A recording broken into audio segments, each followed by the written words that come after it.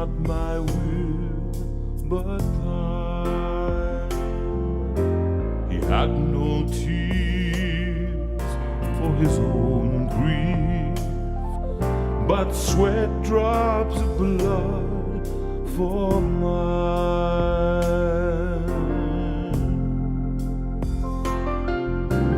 How marvelous, how wonderful, and my song shall ever be.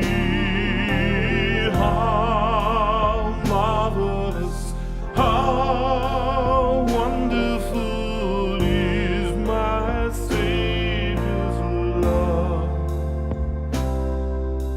for me.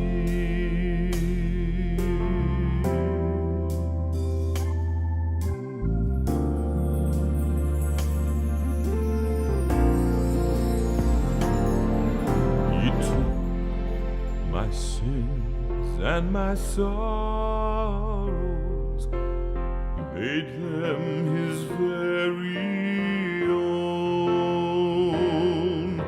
He bore the burden to Calvary and suffered and died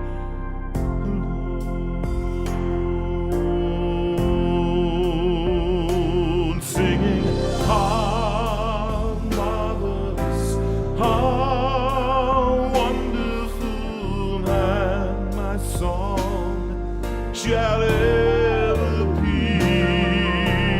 How marvelous, how wonderful is my Savior's love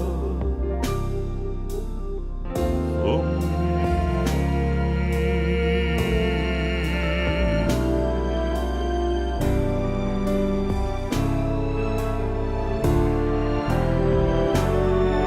When with the ransom in glory, his face I shall surely see.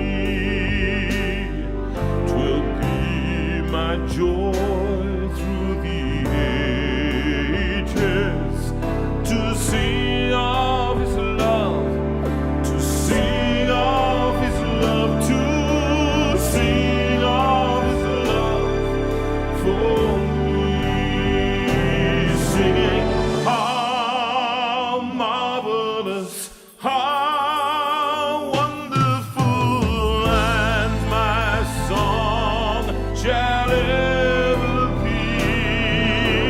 How marvelous, how wonderful is my Savior's love for me.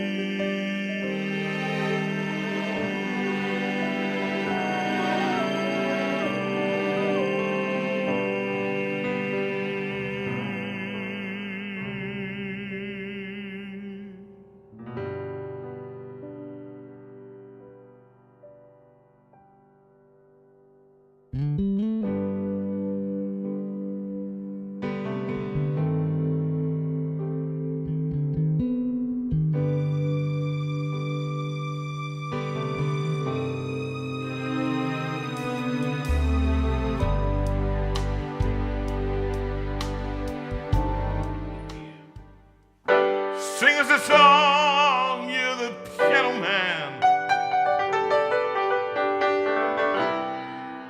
You gotta sing us a song tonight, as you have done for so many years, now nearly 5. 'Cause we're all in the mood for a melody, and you got us feeling, as always. All right, you ready?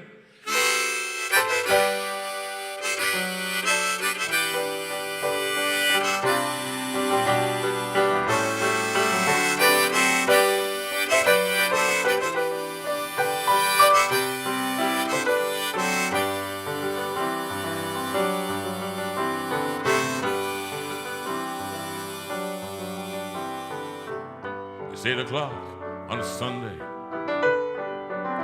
Regular crowd shuffles in. There's an old man, he's sitting next to me, making love to his tonic and gin.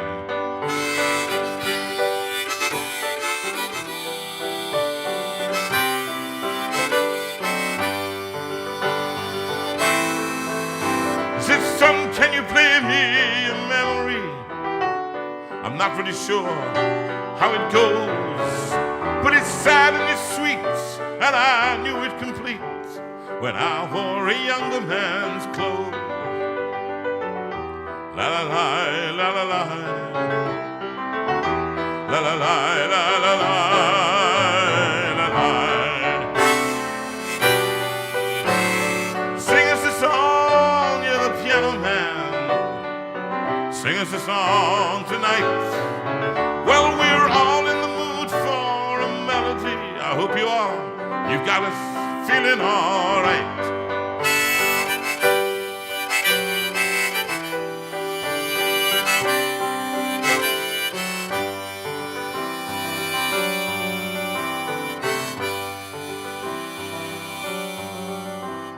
Now John at the bar is a friend of mine.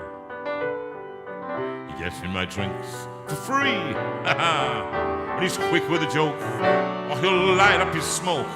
But there's some place that he'd rather be. He said, John, I believe this is killing me.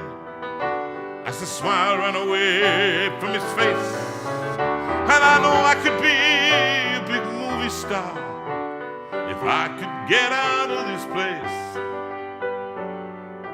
La la la la la, la la la la la la, la la.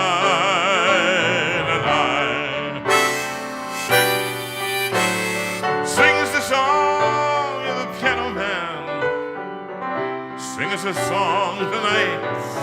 Well, we're all in the mood for a melody, and you've got us feeling all right.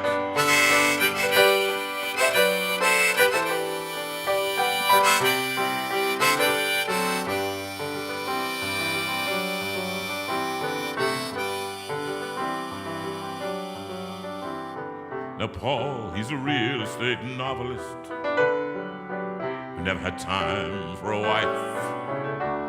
And he's talking with Davy, who's still in the Navy, and probably will be for life.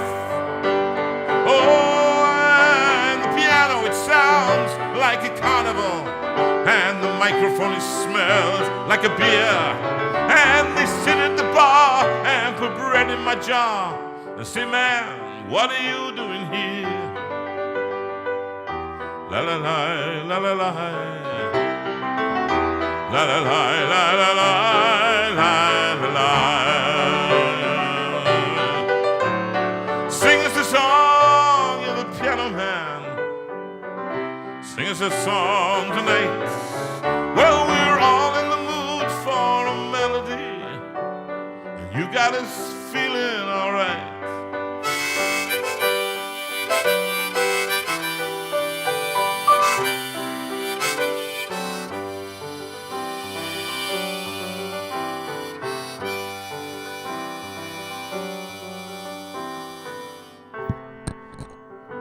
It's a pretty good crowd for Sunday.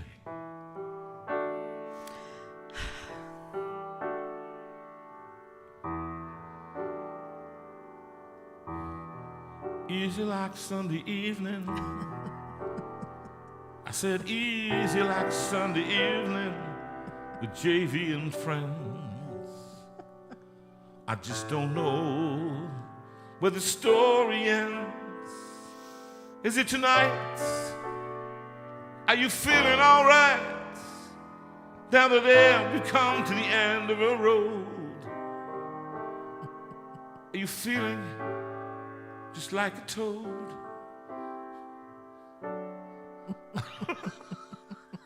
It was a matter of time before you got the test card. I had to get toads and Can roads. I just say What? that they were talking about how long Piano Man was going to last tonight, and I joked and said 45 minutes, 20 seconds. Yeah. I think I probably could be closer to it than most of them. And here's the thing. Can I just point out to you that you're having trouble with that again tonight. No, I put the wrong way round. The wrong way round. So I've had to go backwards. So that, listen. You should go. It should be the other way around. You should be going down to up. And I suddenly, as I was blowing it, had to go right to left, which is very confusing. Oh, what a talented for a man you are. So I'm going. So I'm basically ambidextrous, or ambilipstrous, I think. Ambilipstrous. Good evening, everybody, and welcome to JV Live from the Steinway room. I haven't finished it yet, but I just wanted to say hello to Sue for the last time. We had a massive row before we began. So business as usual, business as usual. So those of you who've been in this room before know just before it all goes wrong, the cameras weren't working for some inexplicable reason, but now it's all fixed again, and Rachel was short-tempered, Sue was short-tempered. I, on the other hand, was sweetness and light. You've got 2 test cards, and it's not 10 past yet. And I'm just saying to you, Sue, so what do you feel? End of an era? Yeah, it is a bit of an end of an era. It's show 167, Thank you for that. Which is fantastic. So, yes, it was the We 5th. didn't quite manage the 170. It was the April the 5th was when we did the first one, I think, wasn't it? Yeah, April the 5th. And, yeah, so it's Not quite... 2020. It's fine. I can't believe it was 5 years ago. Those 5 years have just... Well, they the first one crawled by, didn't it? 168 shows. 168. Where we've always started in exactly the same way. The only difference being that you started at 8:30 on that first one. Because the Queen had the 8 o'clock slot. Well, we're going to do a little bit of reminiscing after this. We're going to sing some songs, a bit of reminiscing. And we've got some great guests in for you tonight. The lovely Windmills. They're going to be turning round and... Like a you should be singing that one. Light a turning, and then round and round the wheels, and then and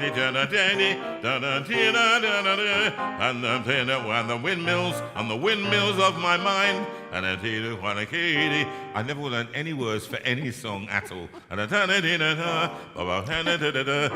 windmills of my mind. The only song I did recognise, which was this. Are you ready? This is for a special person who's out there tonight.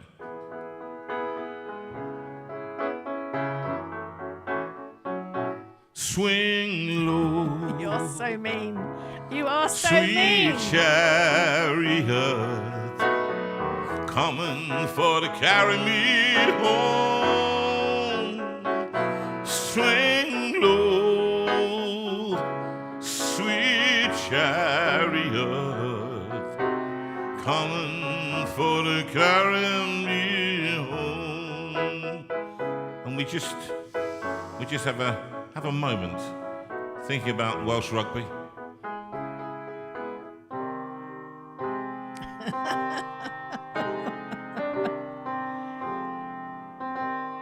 You're mean. Anyway, Gareth. You're mean. Listen, mate, we all have ups and downs.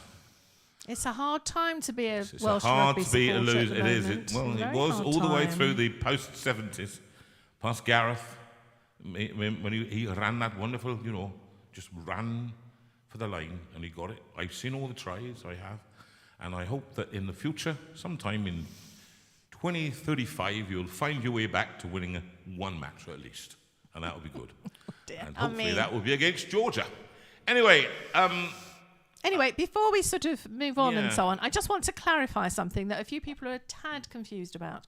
We are not stopping the Steinway room. We're only moving it 100 metres down the garden. So we are not stopping. We're in a shed.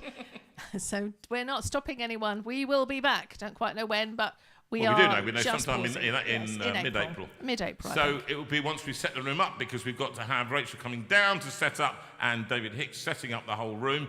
The piano is moving from here after 10 years tomorrow morning at 10:15. And they're going to take the legs off and they're going to put it sideways and move it out of here into the lounge, out through the doors, up onto the patio, into the studio, and that will be repositioning for the rest of its life with me, I think, in this studio where this Steinway will then reside.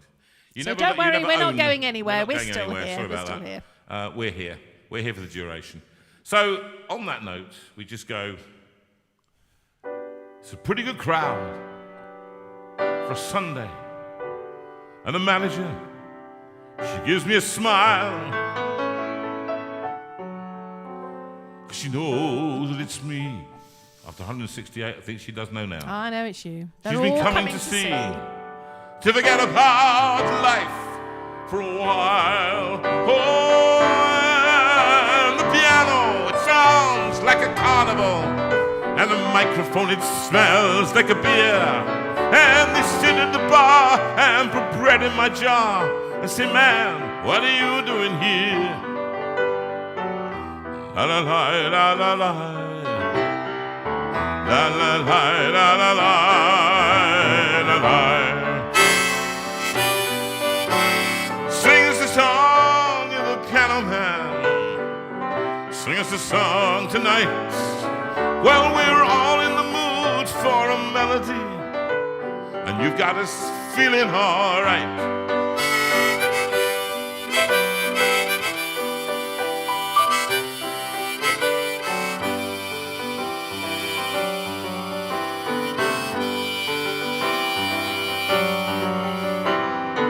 Last chord, here we go.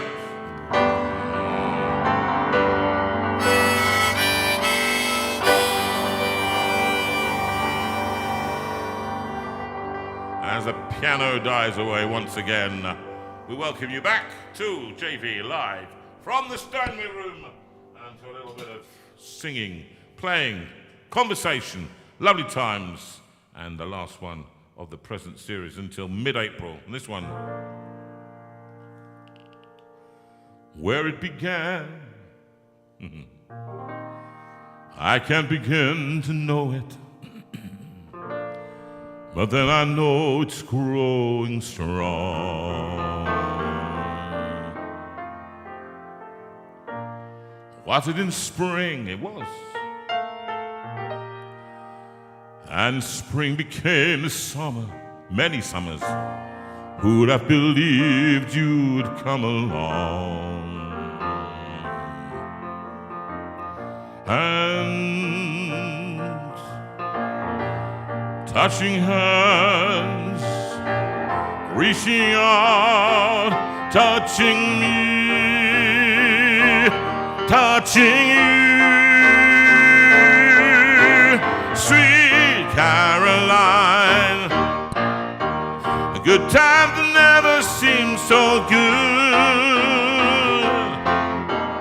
I've been inclined to believe that never would, but now I look at the night and it don't seem so lonely. We filled it up with only two. And when I hurting runs off my shoulders, how can I hurt when holding you? One, touching one, reaching out, touching me, touching you, sweet Caroline. A good time never seemed so good, so good, so good, so good. I've been inclined to believe that never would, oh no. And sweet Caroline, good times never felt so good. I've been inclined to believe that never would, oh no, no, no, no, no, no, no. Should be yes at the end, shouldn't it really? Don't you think? Yes, yes, yes, yes, yes. Anyway, That's that.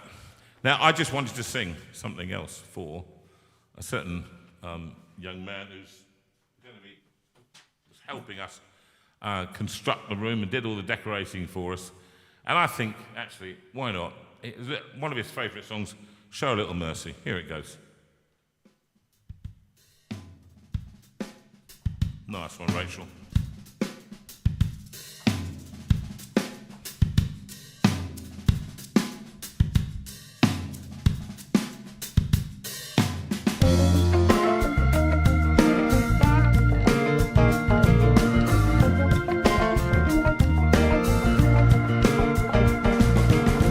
Nobody's right all the time. Nobody can walk a straight line. Every one of us makes mistakes. Every one of us deviates. Nobody is right all the time. Nobody gets dealt the same hand. Whose life goes according to plan.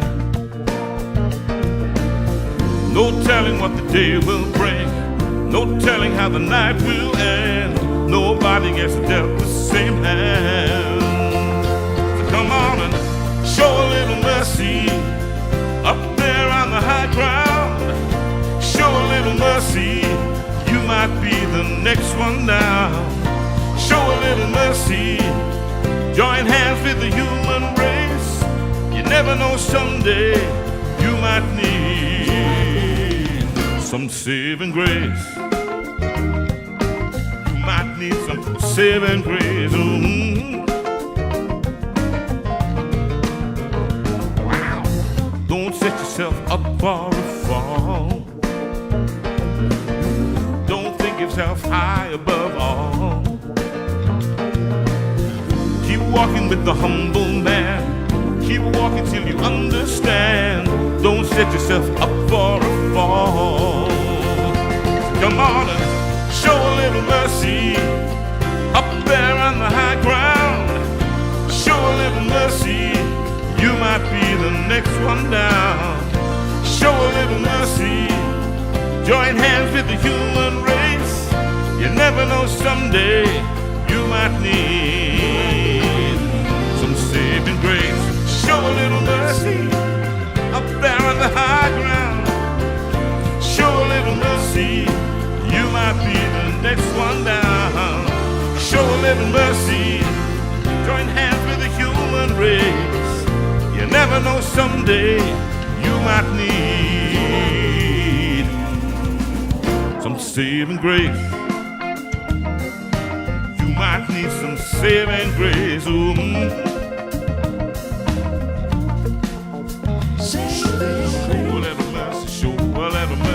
You might need some saving grace. You might need some saving grace. Oh, saving grace.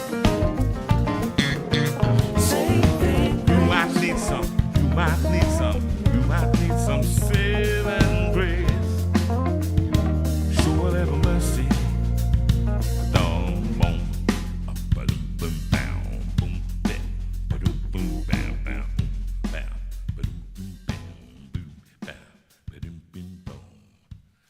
Now, wasn't that a great song? I love that song. Don't you love that, Sue? I do, actually. I do. What do you like? I like it because it's catchy, and I like the sentiment, actually. That's that, what I like. Show a little mercy, and we all need it at some point. We do, actually. What do you mean? Why are you looking at me? There is no one else to look at in here, darling. There's no one else to look at. Did I look at you as though you needed mercy? Yes. Yes. Because. And can I just say, I'd like to dedicate that song. Who's that to? To John and Margaret Bown, because they've been married 60 years. Oh. And they must have had to show an awful lot of mercy to one another over the 60 years. Yeah, but they're lovely people. If their marriage is anything like ours. No, darling.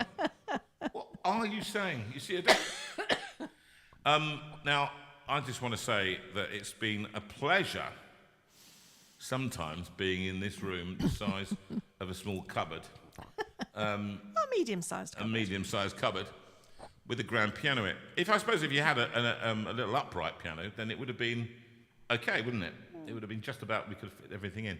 But as it is, we had to fit an awful lot into a tiny space, and Rachel did an awful lot to make sure that and the tech team worked, I think, hand over fist to make it work. Oh, definitely. We could not have done it without them. And so, because of that, on this special occasion, and I think just for a few minutes, a bit of indulgence, we're going to have 2 of the 3 in, because Ben has gone off to work after Blackpool, noted for fresher and full. He's teaching in schools, 12 classes tomorrow at a special school, and doing some of his NASA stuff, and his stars and the universes and the planets, etc.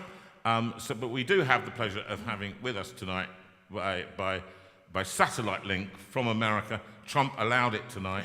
He's allowed us to be seen by satellite. He's aware of it. He's probably tuning in now. What are you talking about? Trump. He's tuning in to see this, just to check out. He's off on a riff. Because this is one of his favourite programmes. Did you not know that?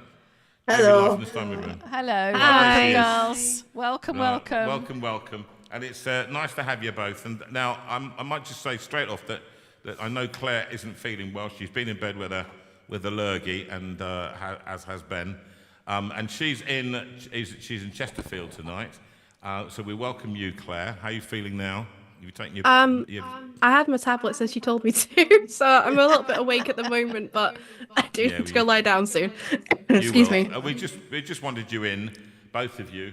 I know that Rachel called you in. Now, Rachel, do you remember how it all happened at the beginning? April the 1st, you messaged me saying, well, I messaged you, do you want some help? And then 48 hours later, we're doing a show.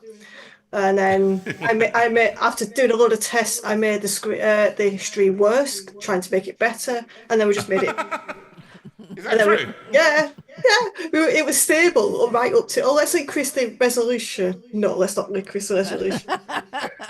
Everything started falling off then. It started falling away. But then we just increased it, like the quality every week, and then I sort of rebuilt it from scratch. And an amazing feat, actually, Rachel, an amazing feat. And a we are forever grateful to you. And a lot of the time, actually, what happened was in those early days, Claire, you always do our graphics for us, even up to tonight, I believe. So you give us a front page graphic, and you give us graphics when they're necessary, or sometimes Rachel does them, I know. But you were always, that's your side. You are a designer by trade and by influence and by persuasion. And was that tricky at the beginning, trying to get things all together? I can't remember. It's a long time. It was more the logistics of the automation. So originally it was like sending emails and sending stuff over, making sure it's received. But eventually we automated it. Now I say that, and it wasn't automated tonight, but that's because I'm using some new devices. But generally it is automated, where I can just do the graphics and it'll just go into the right place where Rachel can link it up. But actually, I will just give some credit to Rachel. This has been 5 years in the making. I've been teaching Rachel Illustrator, which is the program I use to do this stuff, in the background. And so the times where I'm not available or I'm not feeling very well, Rachel has stepped up and actually edited some of the graphics for me, because I've managed to teach her over these years. And I just want to give credit to the fact that Rachel is very multi-skilled and actually taken some of my role as well. So I just want to say thank you. But well, we know you've got a new job as well, haven't you? Within I BT, have. That's taken up an awful lot of your time. So I did all the last quiz. It was all my graphics. It was. Right. So you really did learn, yeah. That was a great quiz, by the way. We loved that. That was great. Yeah. So actually, it's Rachel. Sorry, Claire. Cut right across you. Carry on. No, I was going to say the fact that when somebody gives credit to myself for some graphics, maybe just broaden your horizons, it's both me and Rachel these days. I still do work, don't worry, I'm not going anywhere. Yes. I'm just a very busy person, and moving forward for the next couple of years, I'm going to continue being a very busy person. And mine's gone down, which we won't go there. Yes. Yeah. A bit more availability, haven't you? Yeah. And that's. But I know in those days in lockdown, it was quite a feat getting the show on each week. And I want to say that don't assume that Rachel had all those skills ready formed to help us do a streamed show. Rachel spotted that we needed some help, and so she started learning how to do it so she could help us to do it. I had to remember long distance. Remember how I did it 5 or 6 years prior, and the technology had moved on, and we were doing it a completely different way. So yeah, like I say, 48 hours to relearn up here to then teach Sue and Jonathan how to do it, and then a few years later for Sue to start running the show as well. Because I remember that day where we sat down on that Tuesday and you wrote reams of notes just so when I was very thick notebook now. So that she can put the show on in its basic form, and sometimes even more than basic. And I think this is what people don't quite understand. That and if you're not aware of this, Rachel is in the Barrow Furnace and Claire is in Chesterfield.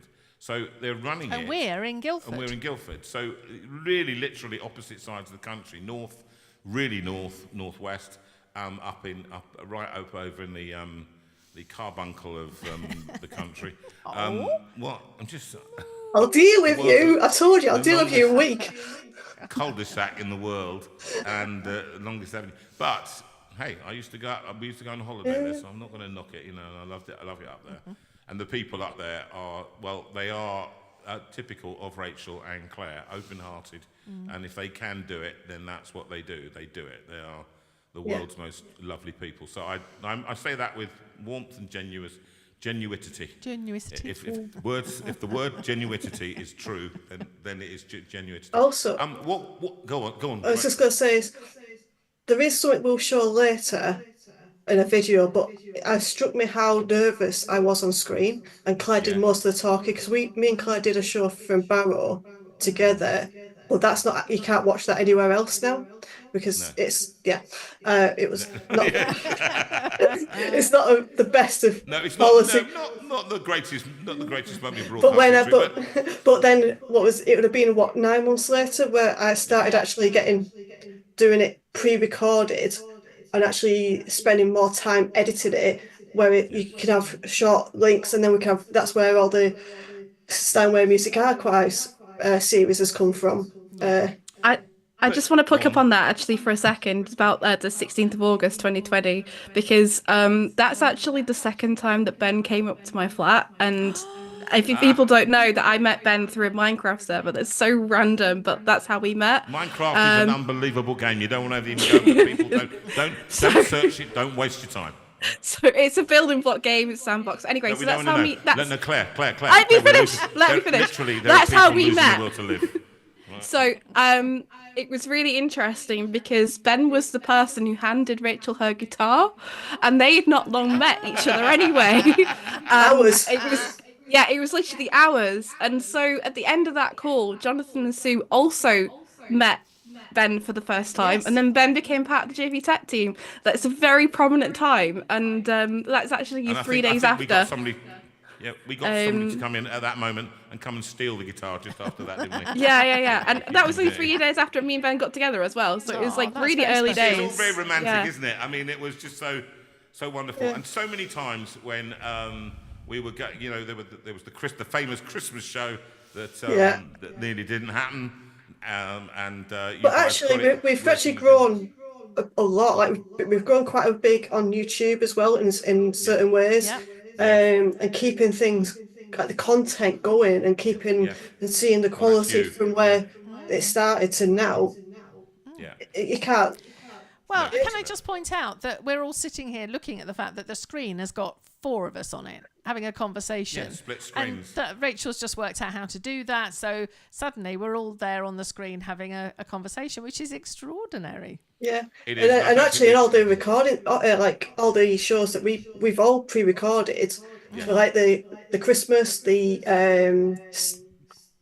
Scrooge, Christmas Carol, and all of them. So there's been many times late at night, overnight after work, sitting here editing videos just so I can have it ready before Panto. And so that actually people out there could enjoy it. Yeah. Yeah. And I think that's what we've been blessed by, both of you, in fact by all 3 of you, And we've missed you not being there, Claire, over the past few months. But we obviously understand what's going on.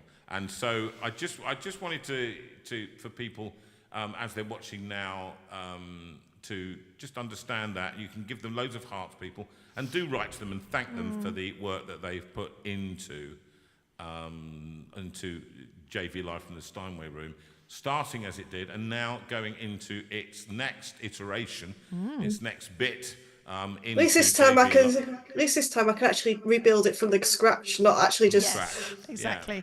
And you don't have to do it long stuff. distance. Yeah. You can actually do it properly, and we create loads of camera angles. We've got lots more room. We've got lots more things. I've got dreams of doing some more podcasts from there, so the room is more flexible. So we've got lots of ideas, and so we thank you both for the work that you put in, and without which it wouldn't be here. It simply wouldn't be here. It probably wouldn't have lasted either, would it? No, because the quality wouldn't have been good enough in terms of watching it. No. So no, they would never have kept going with what we offered at the beginning. I just want to say thank you to actually the people who are watching it, because without those people and you guys in the comments, we wouldn't still be here 5 years later. And my voice is going, so please excuse me. But I think also one last thing is that without the people watching, yes, the numbers have leveled out and to a core group, but we could have stopped this 2-3 years ago. I do remember when I've been down, it's only going to last a few more months. Yeah. But and it's still a year, 2-3 later. Yeah. So here we are, 5 years in. Yeah. Well, great. Thanks, girls. Well done, girls. Thank you so much. I'm just going part of our family now. In fact, yeah, exactly. In fact, why don't you just play the video and just remind us where we come from. And in about 30 seconds, yes. When you close everything down. Close everything down, and we'll just chat a bit. And thanks, Rachel, and thanks, thank Claire. you, Claire. You can bye, everyone. Now, Lovey. Thank you. Bye, everybody. Bye. And you remember, like a bridge over troubled waters, I will lay me down like a bridge over troubled waters. I will lay me down. And if you can play the video, let's just have that one now.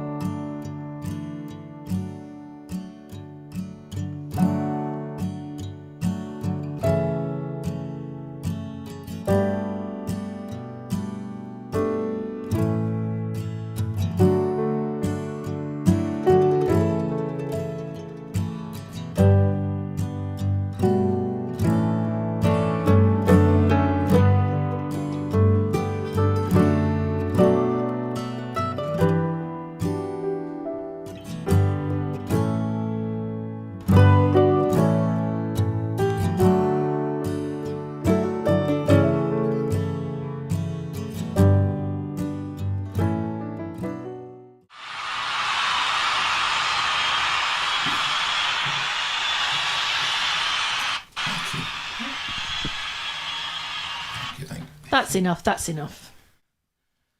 Sing us a song, you're the piano man. Sing us a song tonight, where we're all in the mood for a melody. Well, you're on you, and you've got us feeling all right.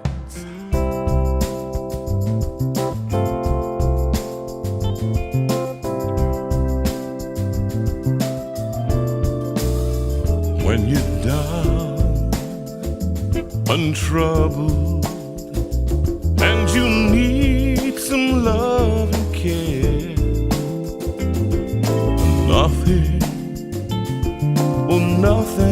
going bright.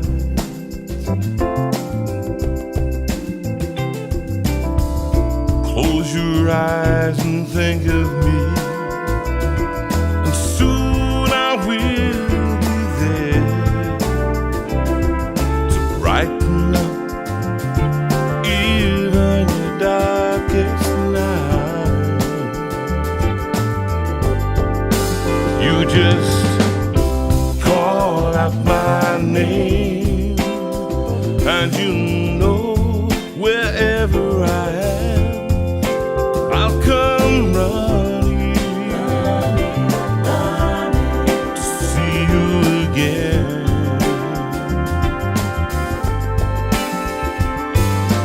Winter, spring, summer, or fall,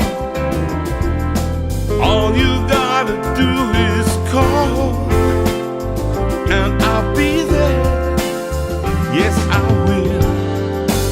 You got a friend. If the sky above you grows dark and full of clouds, and that old north wind begins to blow,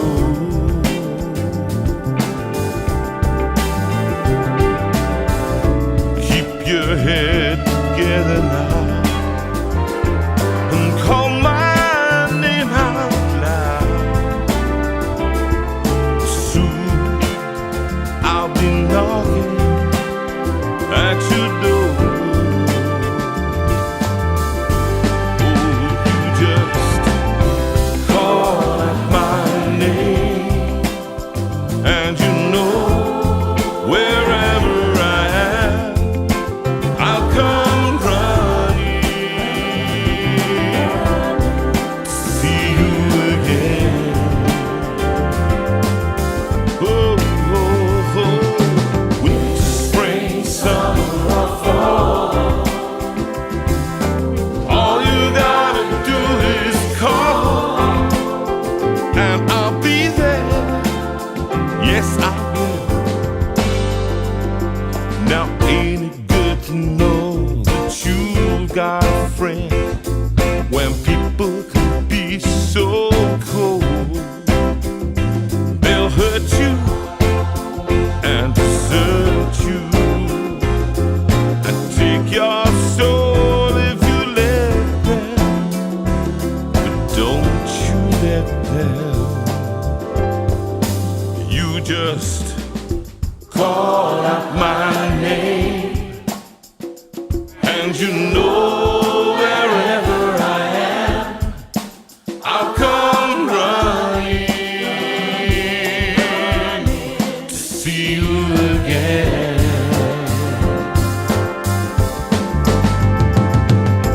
Winter, spring, summer, or fall, all you gotta do is call, and I'll be there. Yes, I will. You got a friend. Oh, darling, you got a friend. My sweet darling, you got a friend. Oh, honey, you got a friend.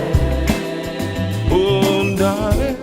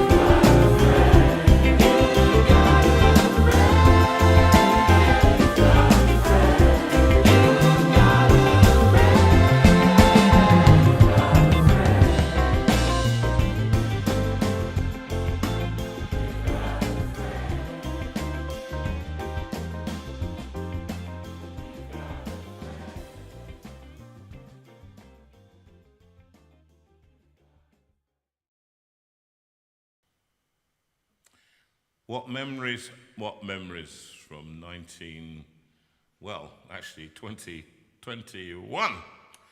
And we were just looking at those pictures and seeing with laughter as well as with and gratitude, with sadness as well.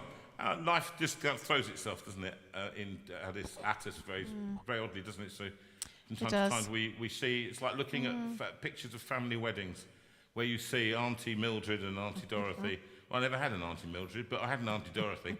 And it is that, though, isn't it, Sue? Doesn't it give you a bit of sadness sometimes? I'm trying to find myself on the screen. For some reason, I've moved. You've moved? I've moved. Well, don't move. Don't worry. Are you there? I'm here. Doesn't it present you with some sadness too? Absolutely. I was just watching some of those clips, which, by the way, were from the 90th show, which was back in 22? Oh, it doesn't seem right, does it? But I suppose 2 years, that's about right. And there was a Christmas show where I remember my mum was sitting in the corner in a chair, looking very bemused, bless her. It was she a real was struggle. Just sitting right where you are. She was struggling to understand what was going on and who we were talking to. But hey, I can understand that. When we had the Christmas on our own, remember? Yes, it was. Yeah. Under lockdown. Yeah. But this one, this is very sad. But I don't know. I like this song. Memories like the corners of my mind, misty water, color memories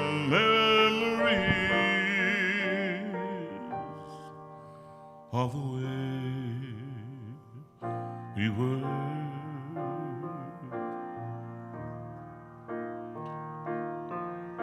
Scattered pictures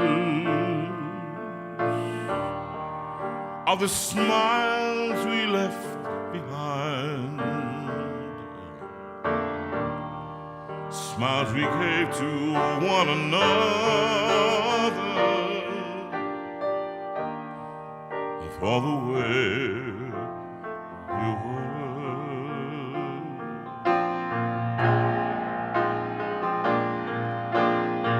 Can it be that it was all so simple then? Or has time rewritten every line? If we had the chance to do it all again, tell me, would we?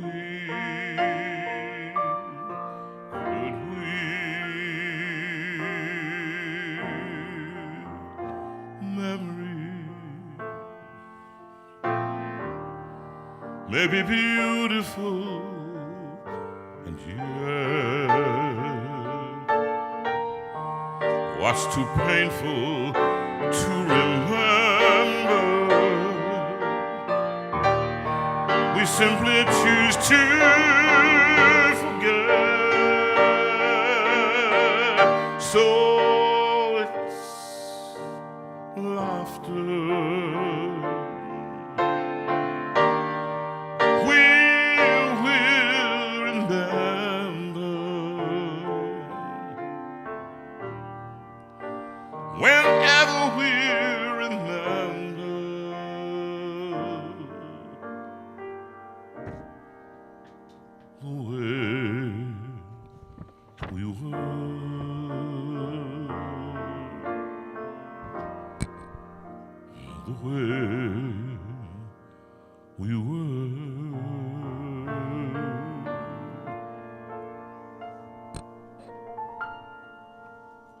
One in that ilk.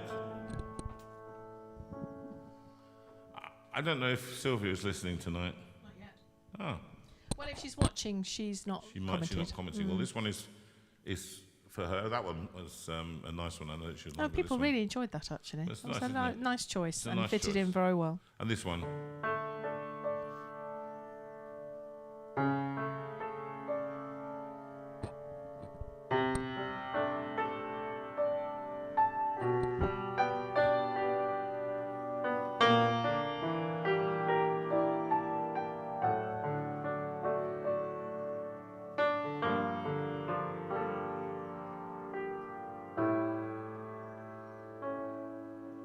If a picture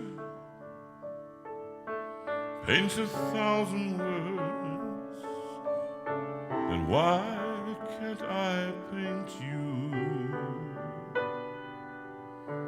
The words will never show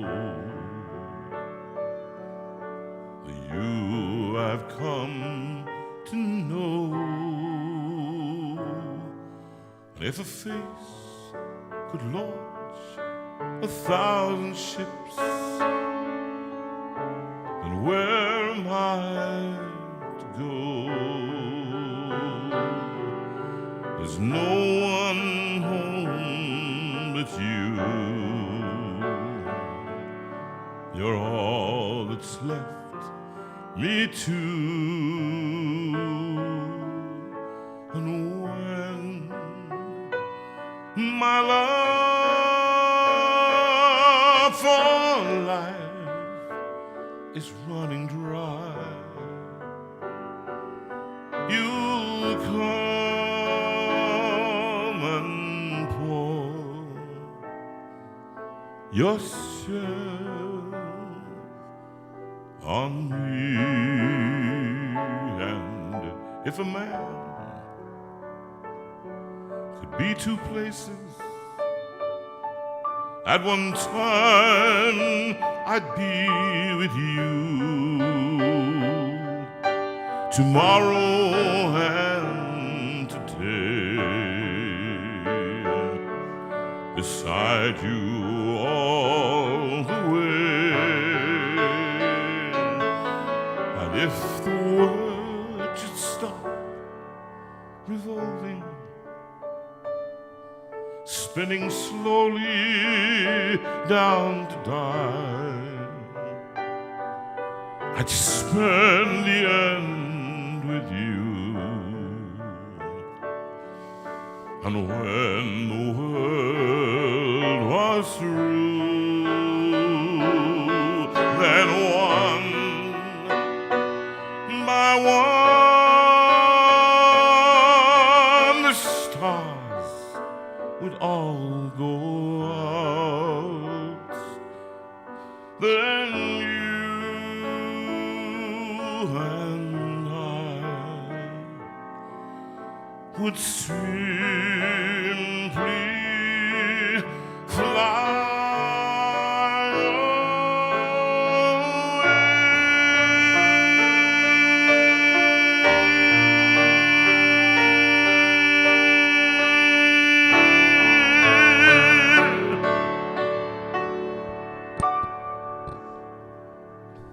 Well, that was rather lovely. And I did a show last night, Sue. You did do a show. I did, night, love. darling. I You did a show wonderful last show night, and last here I night. am once again working for the people of the JV Steinway room. Oh, but it's a joy, darling. What a joy, It's a joy. and a pleasure and a delight it always is. And I've even dressed with the same shirt I wore last night. Yes, I know. In fact, I went to bed in it. I've stayed in it. I wish I had a shower. They wish I had a shower. I do feel as if it looks as if I've sewn you into that shirt. Yeah, actually. well, and send me into this one here. Yes. This one. This is my shacket for my sister. You see, it's a shacket. He got it for his birthday, which was only 15th of December. Yeah, but I have washed it once and it's shrunk. Yeah, I think you have worn it every day. Yes, it's true. You put it in deliberately. I think what you try and do is you go, look, you got fatter. Since what? Since I put it in the washing machine 15 minutes ago. But we are here and welcoming the lovely Peter and Christine. Like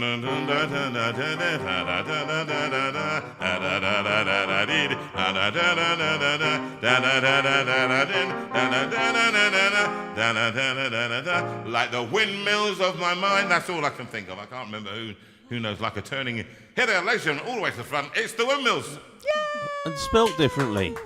Is it? Yeah. Oh, that's a bit of a shame. Oh, but we've never had a greeting like that before. Thank you. We try our best, you know, here in the Steinway room. Well, what does it first of all feel like being in the smallest room in God's earth? It's very loud. It's a real privilege, though, because when we think that this is the last one that will be in here, and we were on like neons ago when we were on the phone call. Oh, the phone and here call. we are actually here and seeing how it works. In the room. So thank you for the invite. But what's the impression of the way it works? It's quite interesting, isn't it? It's very it's clever. incredible. And just watching the way things came together beforehand. Yeah. It was just incredible. Listening to us arguing. Oh, come Yeah. off it. That wasn't a bad argument. All right, you speak as two who clearly have argued a lot. Yes. Well, when you work with your partner, it happens, doesn't it? It kind of happens. It does, doesn't it? But we welcome you, and I remember you came on to speak it was right at the beginning, wasn't it? A few weeks. Early on. Yeah. We had that theme all the way that the Steinway room was for everyone, that there was nobody excluded, and that was quite an interesting concept, wasn't it, at the time?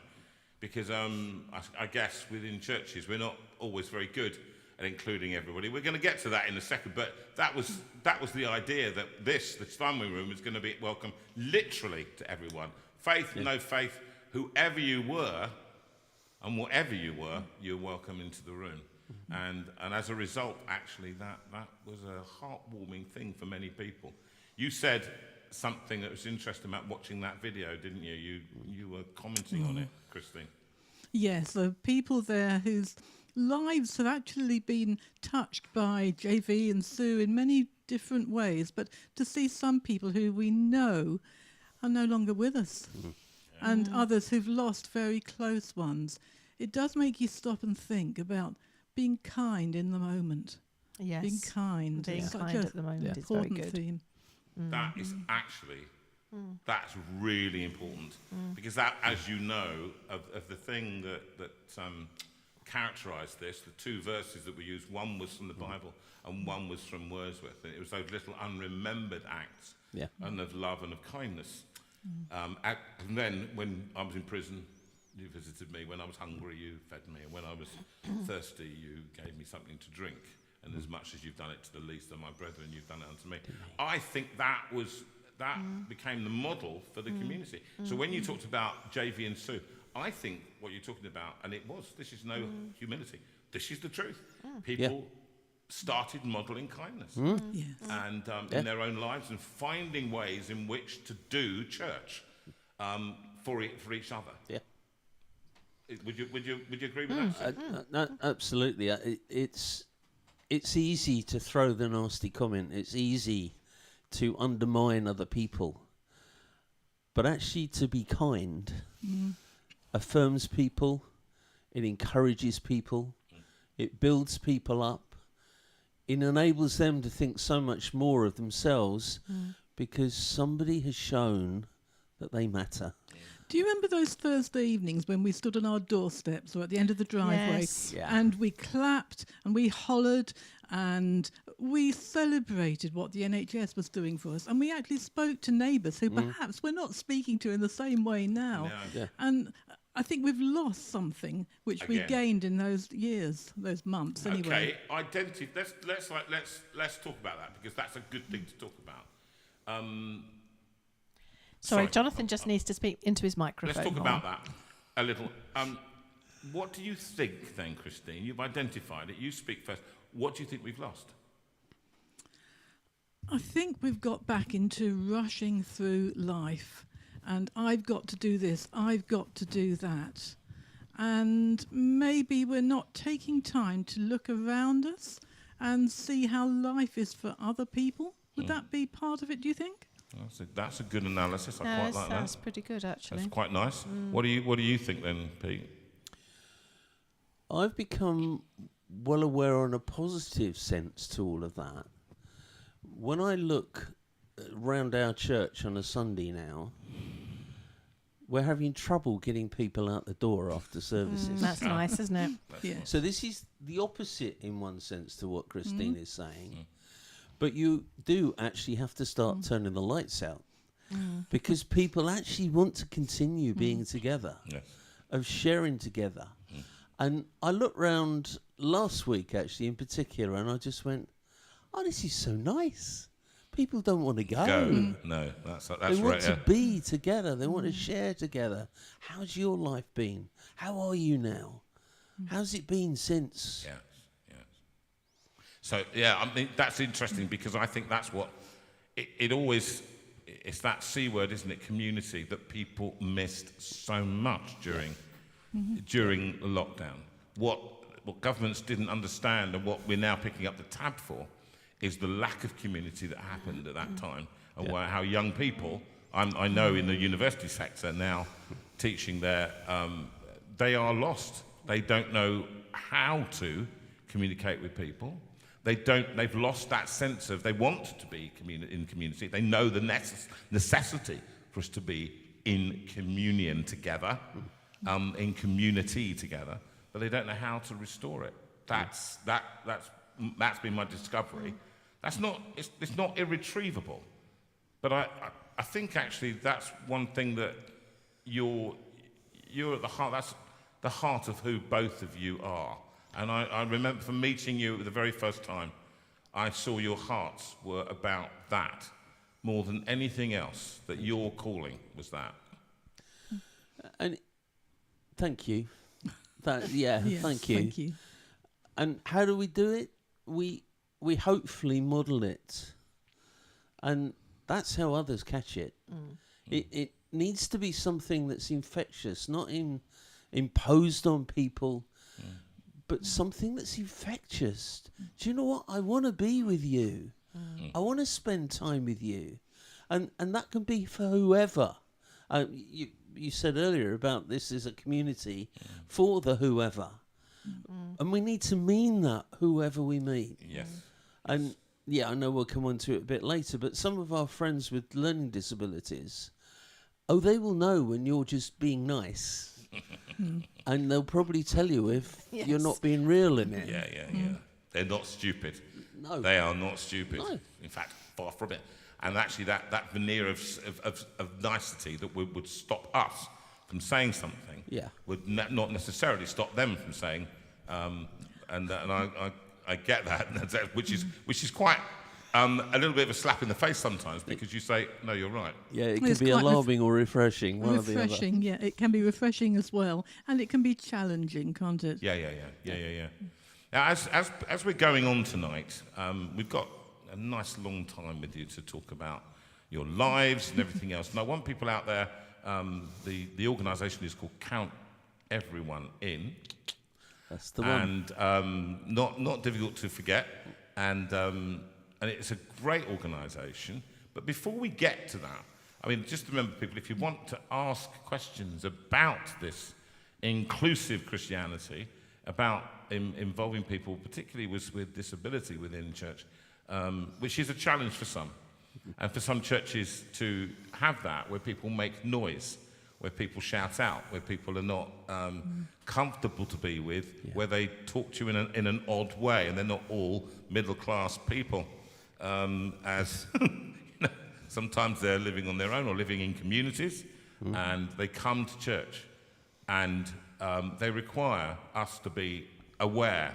I do remember years ago at a church, in our own church in Guildford, there was an occasion when a sidesman, I've mentioned this before, and it still shocks me to this day, he welcomed somebody in who was a bit down on his luck, and he came down and he was a bit smelly, I think, and he came in on an evening service, and as he walked through the door, the sidesman said, I think you probably might be more at home in the Salvation Army down the road.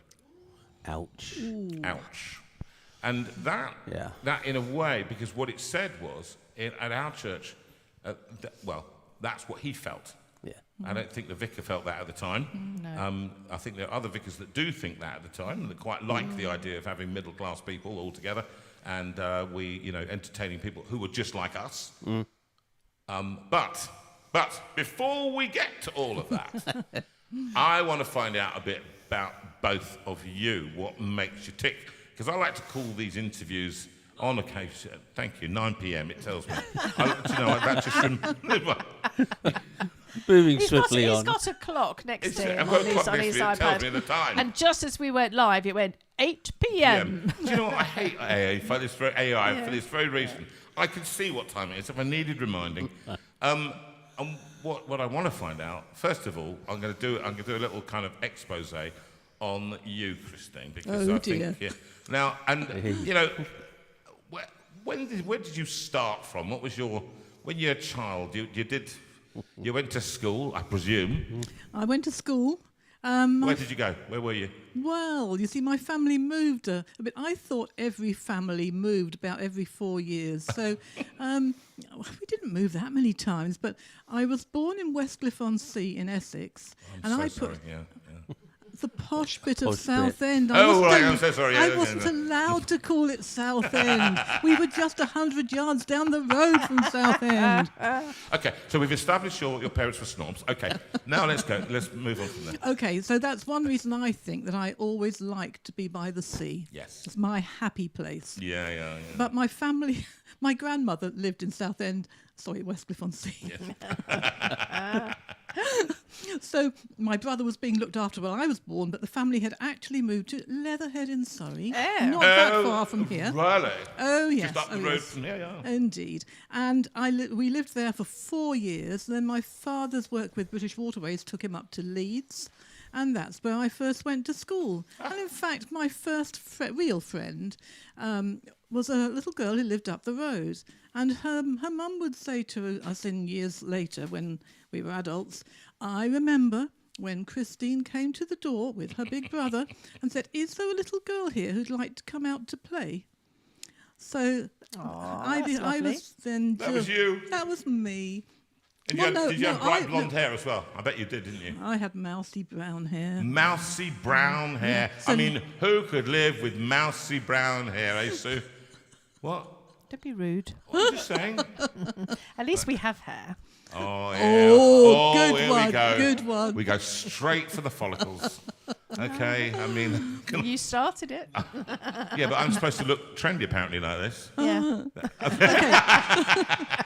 You are. Okay. So there you were with your mousy brown hair. And how old were you then? I was 4. Oh, goodness. And we stayed in Leeds for 4 years, and I went to school there. I remember Saturdays when we used to go out into the dales or on the moors, the lovely. Castles, the ruined abbeys. Absolutely. And people tell you that many, many, many years later, I still knew my way around that part of Leeds because I knew the bus route and I knew the way we went to school. So, good memories. Yeah, nice time. And I went to the Methodist church with my dad. I went to Brownies at the Church of England. My mother was actually Anglican, so I had the choice really, but it was mainly Methodist then. We sang "You in Your Small Corner" and "I in Mine." Remember that one? Oh yeah. What is it? Jesus bids us shine like a. Jesus bids us shine with a clear blue light, like a little candle burning in the night. And this shine, you in your small corner, and I in mine. All right, there you go. There's the choir. Actually, I use that constantly. You in small. You changed your world. Your part of the world. You in your small corner, and I in mine. That's We're right. doing our bit. It's as true today as it was all those years, 40 years ago, when you were a child. Right, go on. And the rest. And then You've got a long time to go. Then from Leeds, when I was 8, we moved down to St Albans in Hertfordshire, and I lived in St Albans in various houses over the years, right through till 2014. But you see, in the meantime, in 1975, started going out with Pete.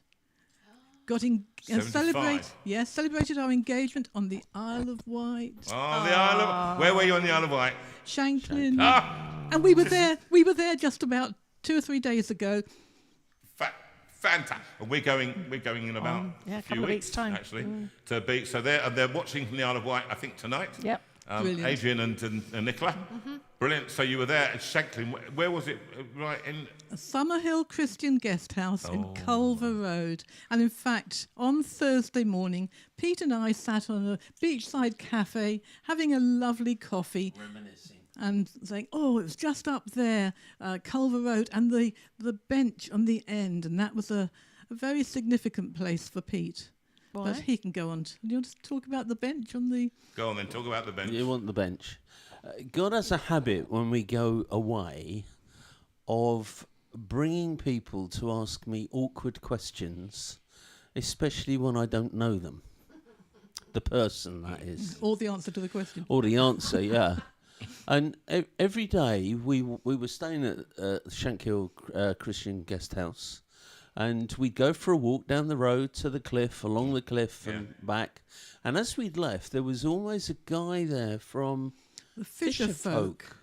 Oh, yeah. Ron, what's the name? Ron Smith. Fisher Folk. Yeah. Yes. Ron But Smith? he was always on the balcony or the terrace, just having his Bible quiet reading. time, Bible reading, I think. Anyway, we came out this particular morning just before we were coming home, and he wasn't there. We walked down the road, and there on the bench at the end of the road he sat. And as we walked up, he looked at me and he went, "So where do you think God's leading you in your life?" Oh, my goodness. And I looked at him and went, "I don't know. Let me pray for you." And there have been a number of occasions when that has happened through my life, when total strangers or a vicar going up a mountain in Austria, and he began the day. You were a teenager at the time. I was a teenager. I didn't know you then. And he just said to me, and I was struggling at that time, "Pete, where is God in your life?" And I looked at him and said, "I really don't know." Let's just say I got to the top of the mountain and back down again, and I knew where Jesus was by then. Wow. Well, so a significant bench in Shanklin. Because let's be honest, there's not anything much significant in Shanklin anymore. Actually, it's better than... Nationwide Building Society. It's getting better, particularly along the seafront, but We also thought the High it Street. Oh, yeah, well, it couldn't... I think, couldn't actually, go no, that's any worse. Sandown.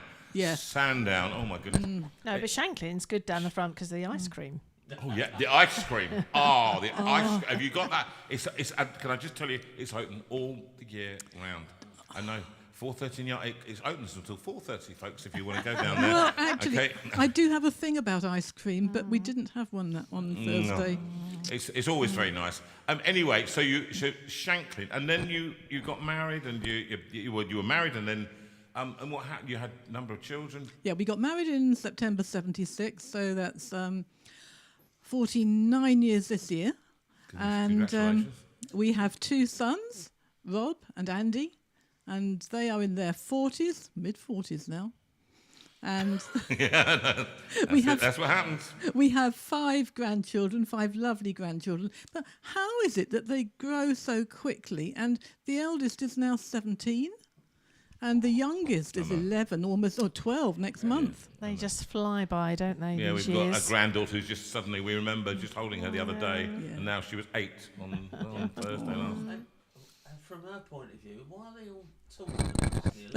Yeah. Why are they nearly all taller than I think most people are taller than you, Pete, to be honest, to be fair. That's true. To be fair. So, But- you know, so just, But I do have a complex about it.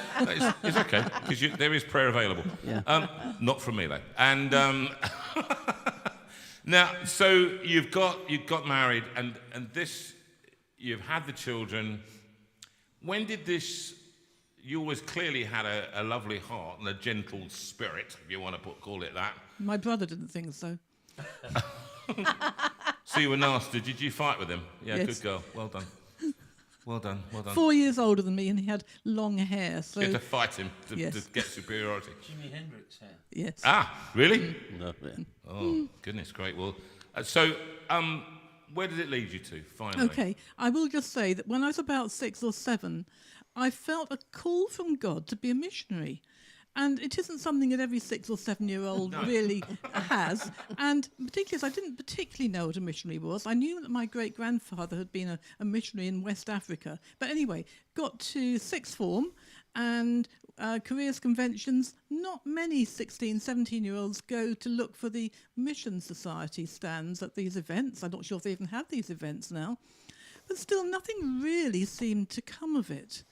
No. So my attitude was that wherever I am, I need to be God's person. It was while we lived in St Albans, and in fact, there are people in this community, Helen Coleman in particular, who will know the story about me going to their church, becoming a Christian. And Really? Coleman? Yeah. yes, Is that right? yes. That's fantastic. It was her sister who was in the same year as me at school. New Bible class was starting at their church, and their mum, who's recently died, lovely lady, she suggested that Jan should come and go and invite me to the new Bible class. So she brought the letter round to the house. It said, "Dear Helen." So it was Helen's letter, but so I went along, and within about 4 months, I'd come to realise that being a Christian isn't just about being good, about reading the Bible, about praying. I actually had a decision to make because Jesus had died for me. And it all went on from there, I suppose. Maybe Pete should take the story up for... Well, actually, that's... Right, we're going to pause it. We're going to sing a song. We're going to sing a song, because actually, appropriately... You're going to sing a song. I'm going to sing a song. And you can kind of join in if you want. I think you know the chorus to this one. And in fact, many of you do. It's from Hymns Project 1 that you've requested this one. And one of them, you've requested a couple, actually. And so I'm going to do this one, and it's To God Be the Glory.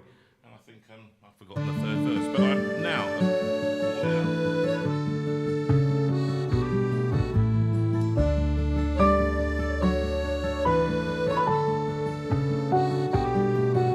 To God be the glory, great things he has done. So loved he the world that he gave us his Son, who yielded his life an atonement for sin, and open life gates that all may go in. So praise to the Lord, let the earth hear his voice. Oh, praise to the Lord, let the people rejoice. Oh, come to the Father, Jesus the Son, and give him glory. Great things he has done. Oh, give him glory. Great things he has done.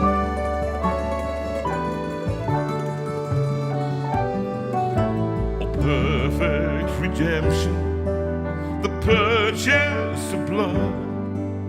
To every believer, the promise of God.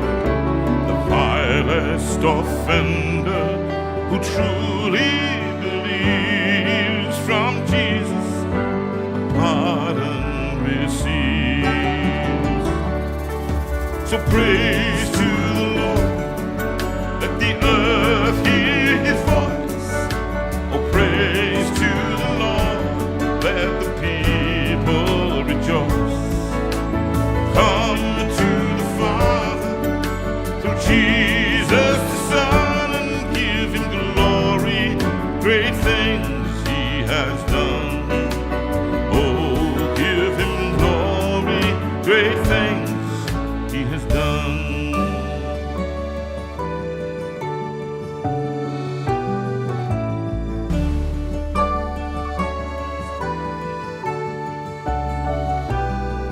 Great things he has taught us, great things he has done. Great our rejoicing to Jesus the Son. Purer and higher and greater will be our sense of wonder when Jesus we see. So praise to the Lord, let the earth hear his voice. Oh, praise to the Lord, let the people rejoice. Oh, come to the Father, through Jesus the Son, and give him glory. Great things he has done. Oh, give him glory. Great things he has done. So praise to the Lord, let the oh, praise to the Lord, let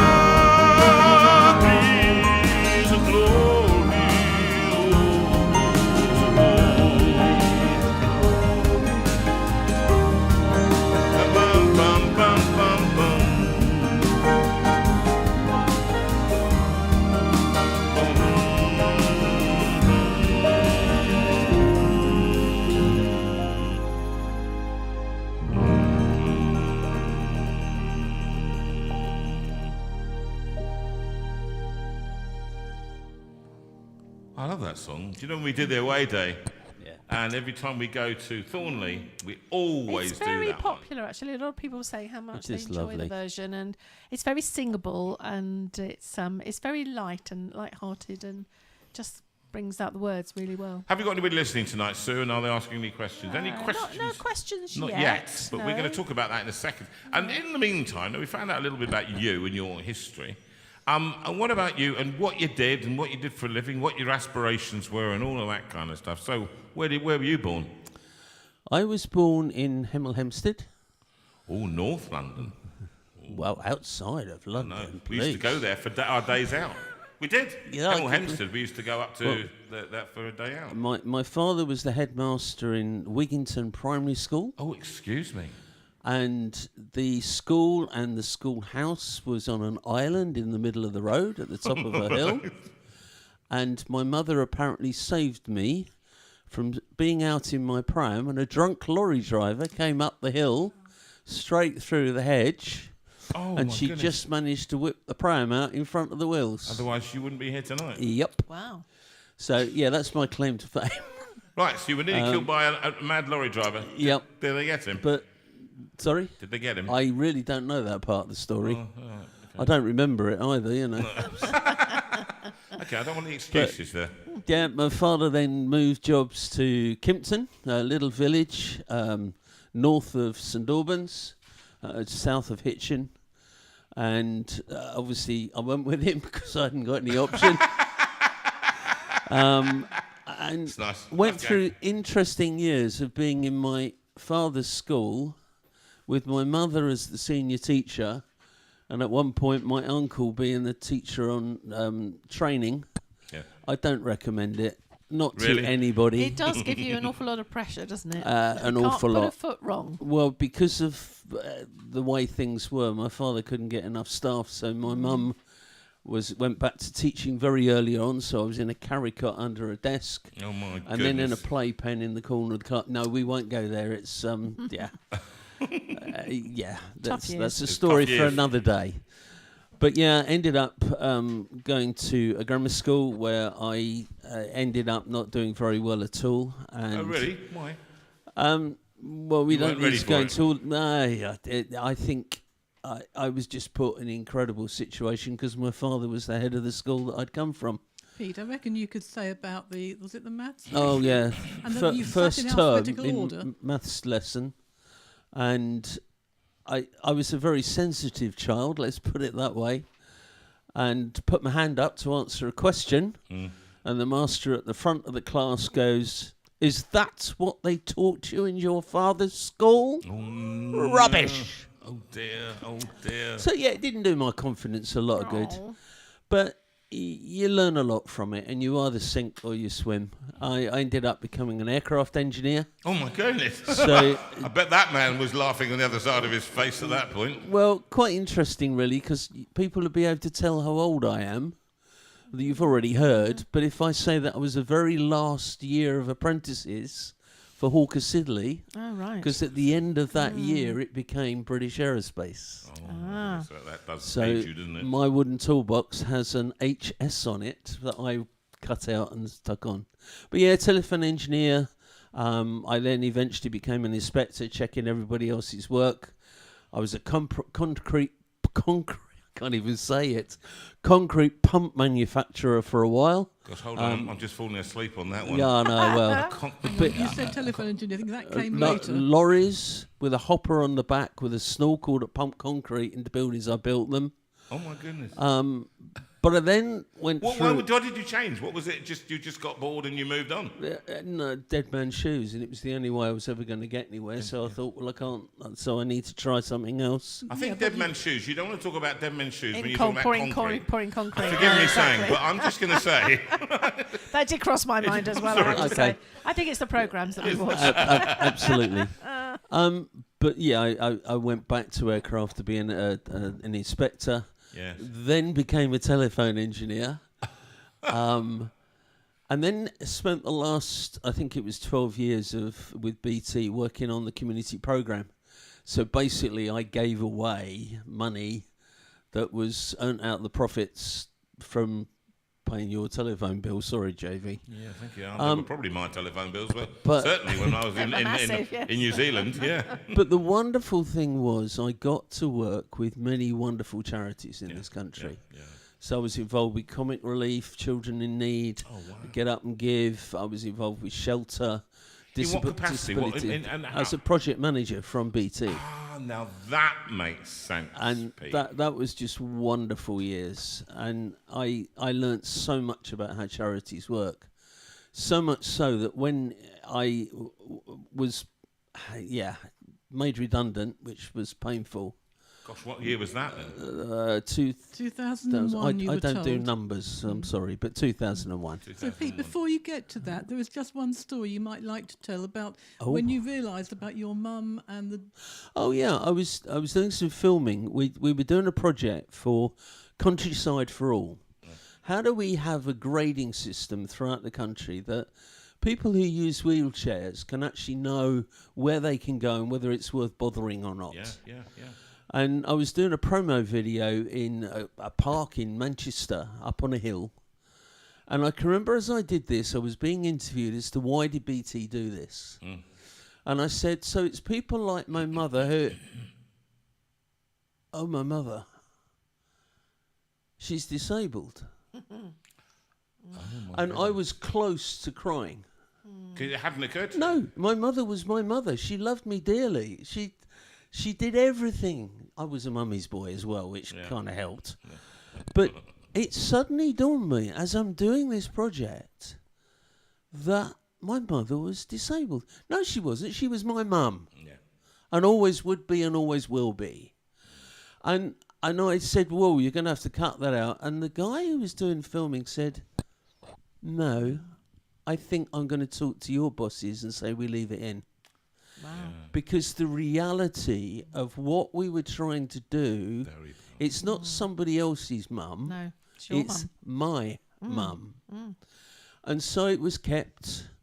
And I also project managed the link with the first ever yacht that sailed around the world against the prevailing winds. And it was a disabled crew. And or as the Guardian newspaper put it, he was the project manager. No, I of wasn't. The yacht. I was the director. Oh, the director of the yacht sailing backwards round a disabled yacht sailing backwards around the world. Great copywriting there. Then one of my bosses saw it over the weekend, and it was sitting on my desk on Monday morning, and he'd highlighted it and went, "I'm glad you're looking at our succession planning."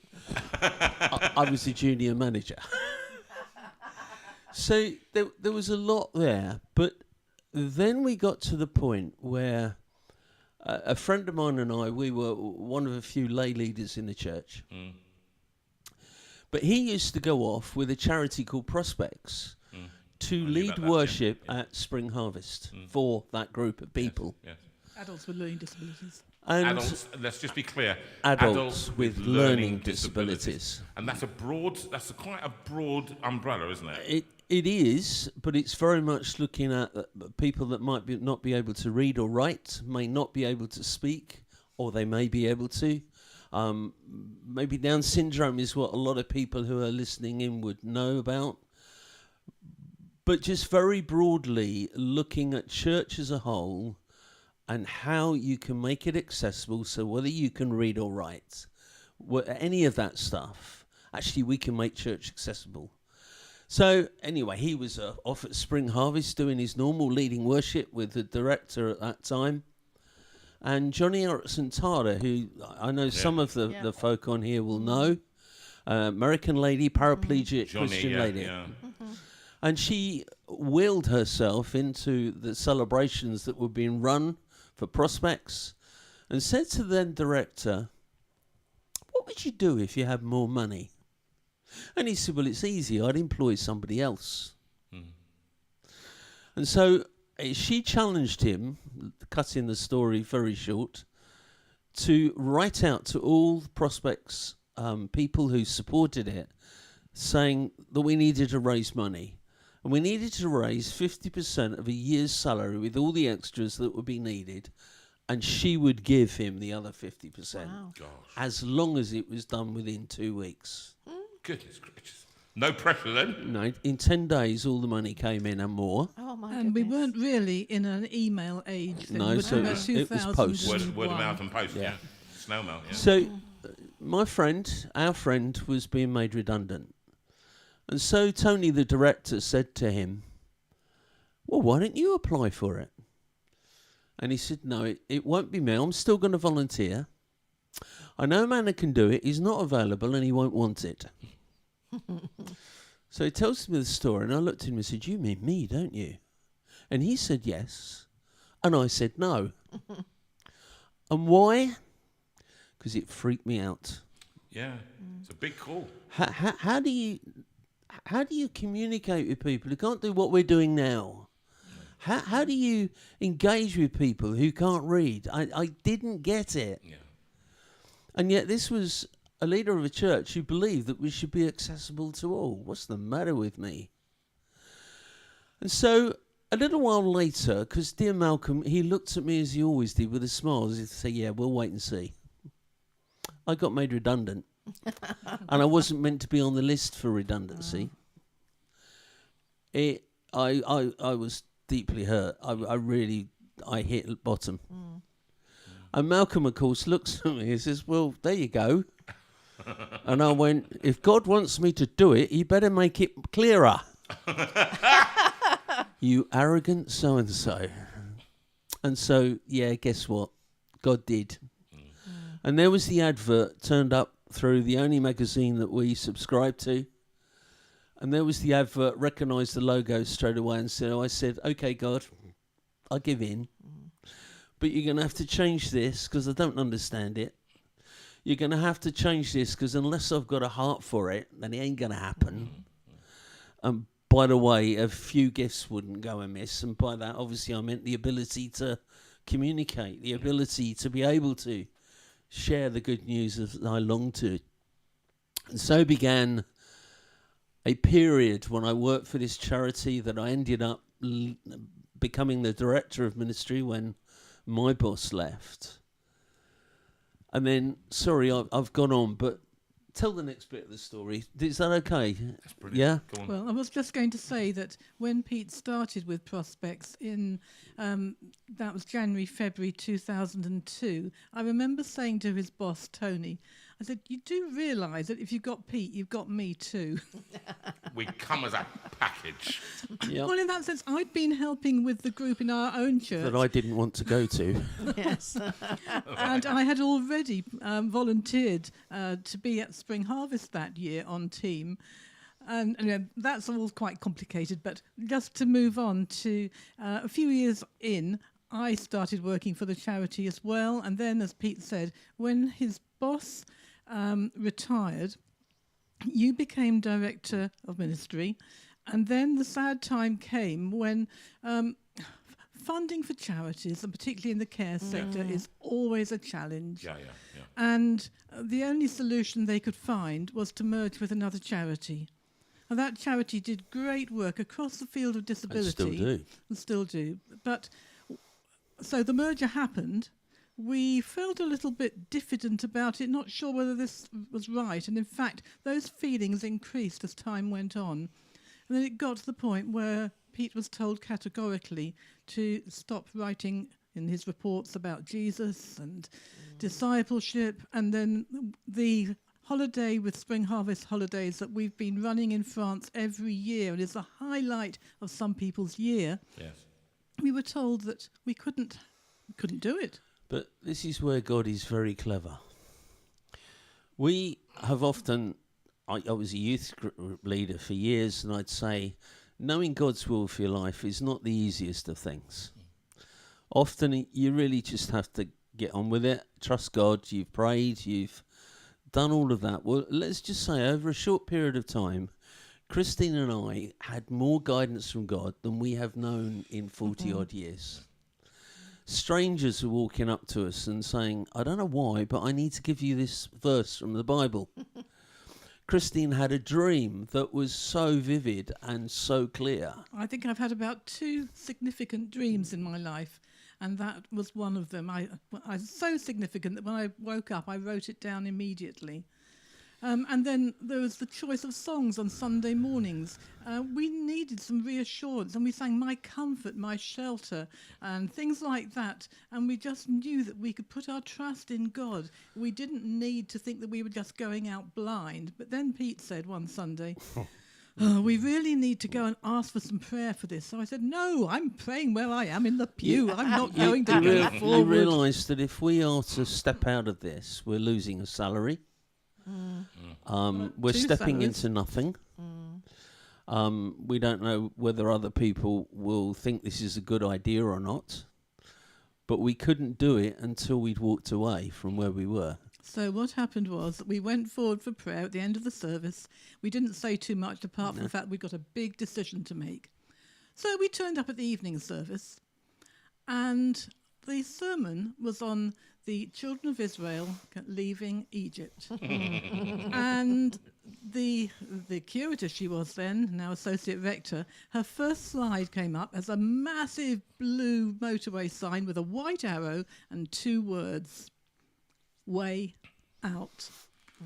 We looked at each other and just grinned. Got in the car afterwards, and I said to Pete, that's it. do you think God just shouted? Like, I've I tried the subtle. subtle. And so that night we wrote our resignation letter, and May the 1st... Oh, hang on, WhatsApp the family, and they... WhatsApp, and they all went, yeah.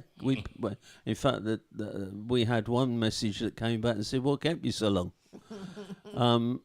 And 8 years on May the 1st was when Count Everyone In started.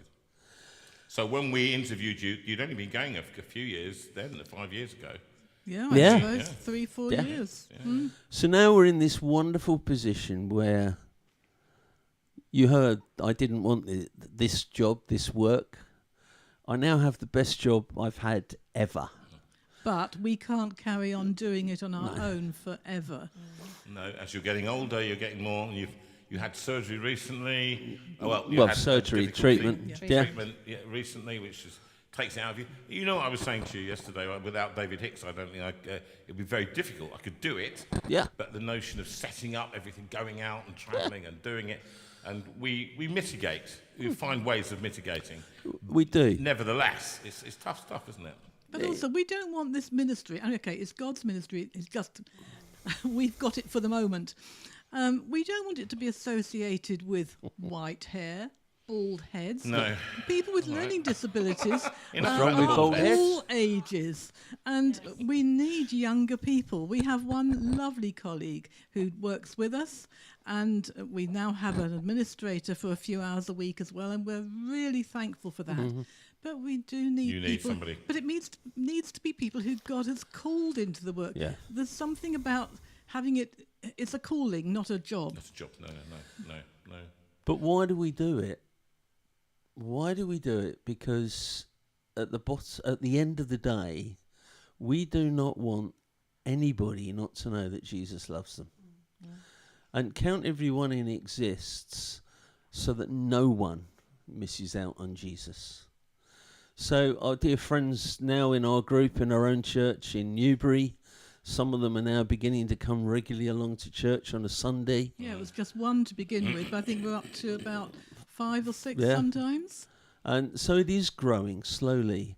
And when I think back to being director of ministry of another charity, we now have more work than I had then. And there are fewer of us. Yes. But it is so rewarding. And, we do training, we do equipping with churches. Many people will know us from Spring Harvest or Word Alive or Keswick or Spring Harvest Holidays. Yeah. And it's hard work, but it is so rewarding. And when you get something like a person with a learning disability who's been told all their lives, and you think back to what I said, what was thrown at me in that first year at grammar school, is that what they taught you in your father's school? Mm. But when you've got people who've been told all their lives that they're rubbish, that they've got nothing to give, that you'll never do this, you'll never do that, and when you lead them to Psalm 139, and where it talks about us being amazingly and wonderfully made, created in the image of God, and suddenly the penny drops, and you see whether they can read or write, whether they can speak about it or not, their whole being changes. We need to speak positive words over people, not destructive words, and that's what's happened to so many of our friends with learning disabilities. Being kind. Right, let's have a little break. I'm going to ask you a very challenging question after this. I haven't told you what we're never tell you what we're going to ask. And just as you mentioned it just then, something came and it was about the assisted dying bill and the implications that has for people like you. This I have just been singing. I don't know whether any of you remember.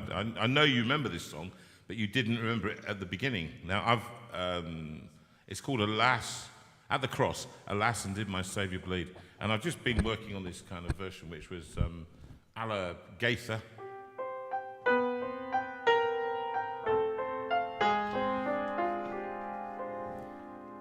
Anybody this is for? Yes, I think I'd like to make this for Cindy Hill, who's recovering from her detached retina, and also Rosalie, who's at home, and she's had a rough few weeks, so we think of those two.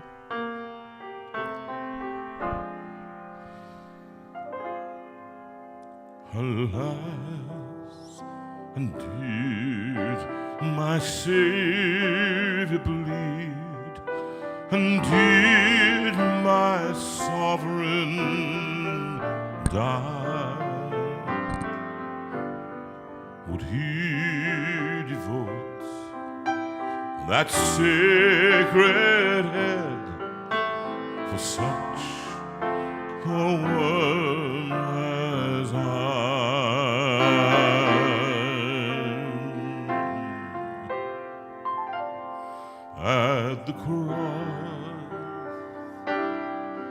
At the cross,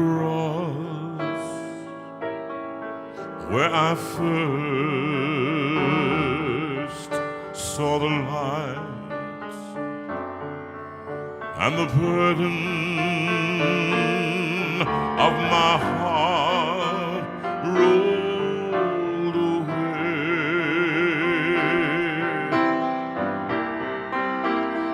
It was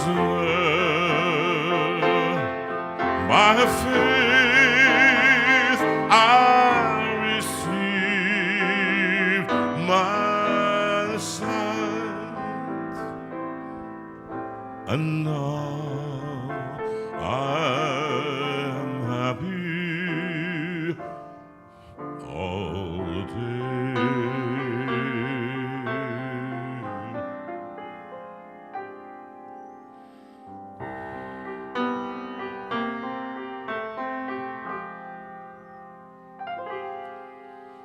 Was it for crimes that I have done? He groaned upon the tree.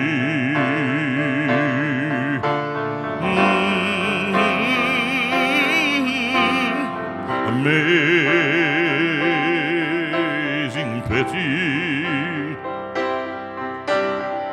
Grace unknown and love beyond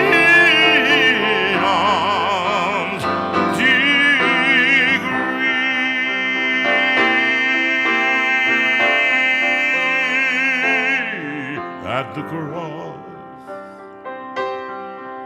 At the cross, where I first saw the light, and the burden of my heart rolled away. It was there by faith I received my sight, and now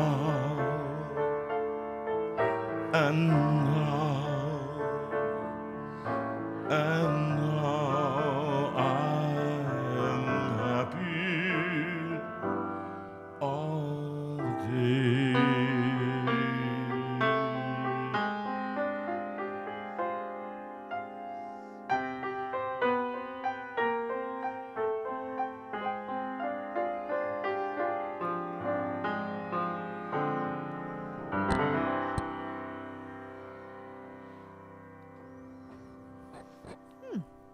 That was rather beautiful. Rather beautiful. It's a very small room to have a grand piano and a grand voice in, isn't it, Windmills? Yes. Sorry about that, Windmills.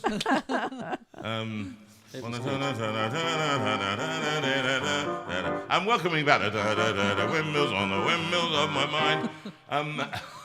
Without the D. From the sublime to the ridiculous. Ridiculous, exactly. We are going to sing one more, which is Oceans, after you've done this one. I wanted to ask you, the way that the assisted dying bill is going, and just this week, further safeguards were removed. If you notice now, those of us who have said this is slippery slope time, feel the arguments were never heard. And for those who are disabled, and if in fact AI can detect more and more, earlier and earlier, when a fetus is not viable, whether viable changes, when you are looking after these people, or looking after, being with, inspiring, how does this kind of bill make you feel because of the way it invalidates these people? Because presumably, in this world of genetic purity, these people won't soon exist. Is that the... well, how does it make you feel about that? Sick. Thank you. It does me too, but I just wanted to know from... Really, tell me, talk about it. It's anger. It's anger, and whether it's... Oh, and this is... all of it is so hard. But the abortion of fetuses... because babies. And babies, really. And I think one of the problems is that we talked about things as if it was just a fetus. No, it wasn't just a fetus. That was a small child. And, you know, without getting too delicate, because it is hard, and there are people here listening in today who will have gone through things like that. But when I look back at our history and having lost a child, going way back... Yeah, we're talking miscarriage. Yeah. Then, I'm sorry, I saw a baby. I didn't see a fetus. And that is hard. But when I look at Iceland, and you say, why do you want to look at Iceland? There are... the people with Down syndrome are being wiped out. When you meet some of the wonderful people that we have met, and I think of one of them who you will have seen her on the news at 6 outside the Houses of Parliament. Yeah. And don't screen us out. Yeah. And she's been on holiday with us in France. And she is wonderful. Full of energy and zest for life and for God. Can I just say, Go on, Pete, I could tell you wanted to come in there, Christine, as a mother, as a woman too. Well, yes, but actually, just this week, we've had a conversation. Well, Pete had an email from a guy in the States, in Arizona, who said he's a pastor, and they have a 2-year-old son with Down syndrome. He'd like to talk to us about our work. He recognised it was with adults, but just for how they can make church more accessible, more welcoming, just life in general. And after we had this lovely conversation, it was mainly Pete, but I did butt in a few times, sorry. He sent a picture over of their family and of this beautiful little boy. How could anyone even have considered that life should not come into existence? Sue, can I just ask you? Can you put yourself on screen? Are you on screen? I can't put myself on screen, but I am on screen. You're on screen. That's what I did. How do you... I often ask women, you turned down the amniocentesis test. I did. And the response from... well, it was interesting because I was regarded as a mature mother by the time I was having my third son. And so they said, you're over 35 now, so, there's a high chance of you having a Down syndrome baby, so, we need to book you in for an amniocentesis. And I said, no, you don't.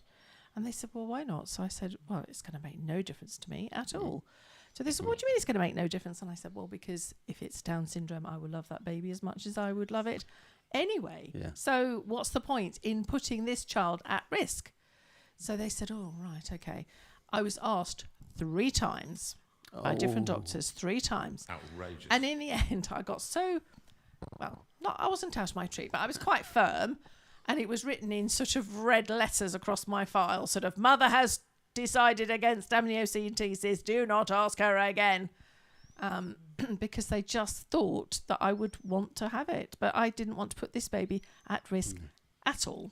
I think it's to do, isn't it, Sue and Pete and Christine, about treating people as commodities that we're going to have to look after it, and we're going to have to eat, and what happens when, and so in immediately making it a commodity rather than a person, and that is that for me, the philosophy behind it is what is questionable, is what's behind, and I don't get where we are, but the bent of life now is towards a kind of making us into these perfect things. I remember somebody was out who had a severe disfigurement, and he said the amount of times that he goes out and says, people say to him, why do you come out in public?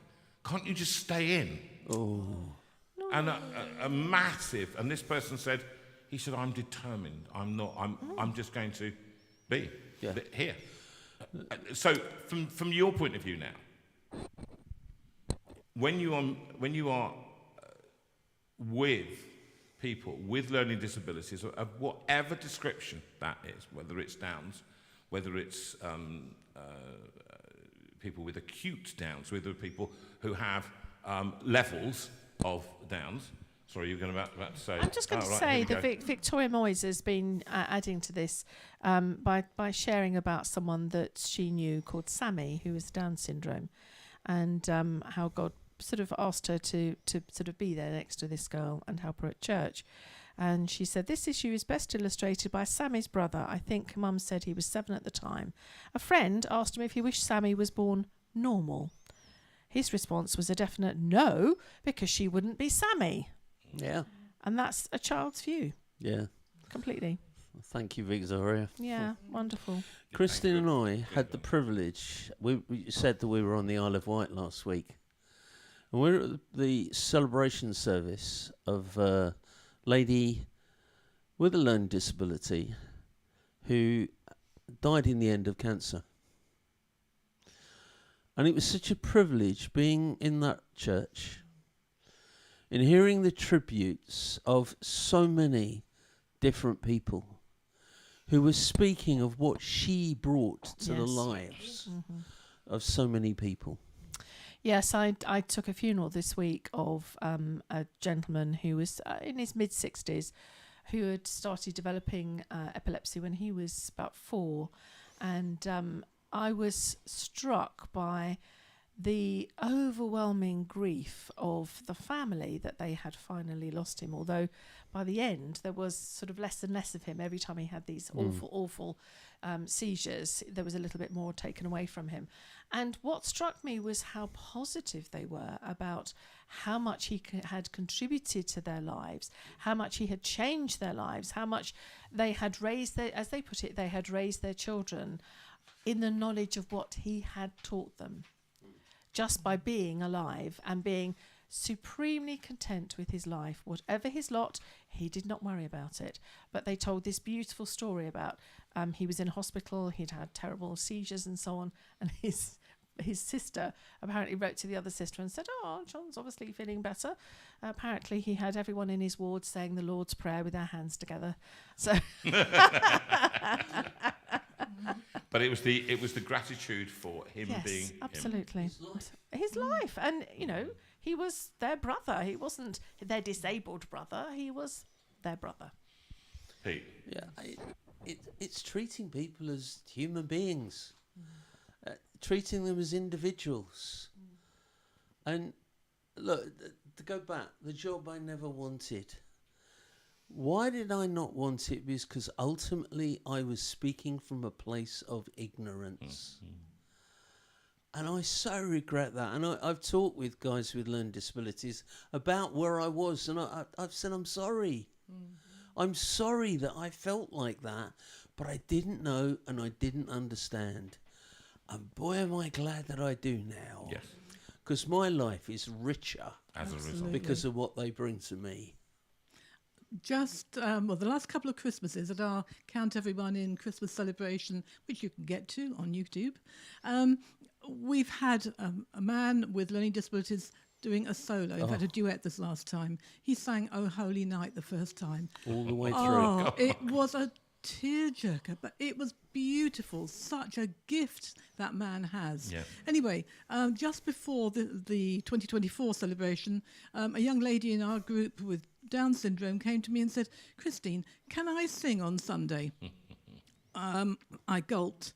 People with Down syndrome don't usually have the most tuneful of voices, but joyful.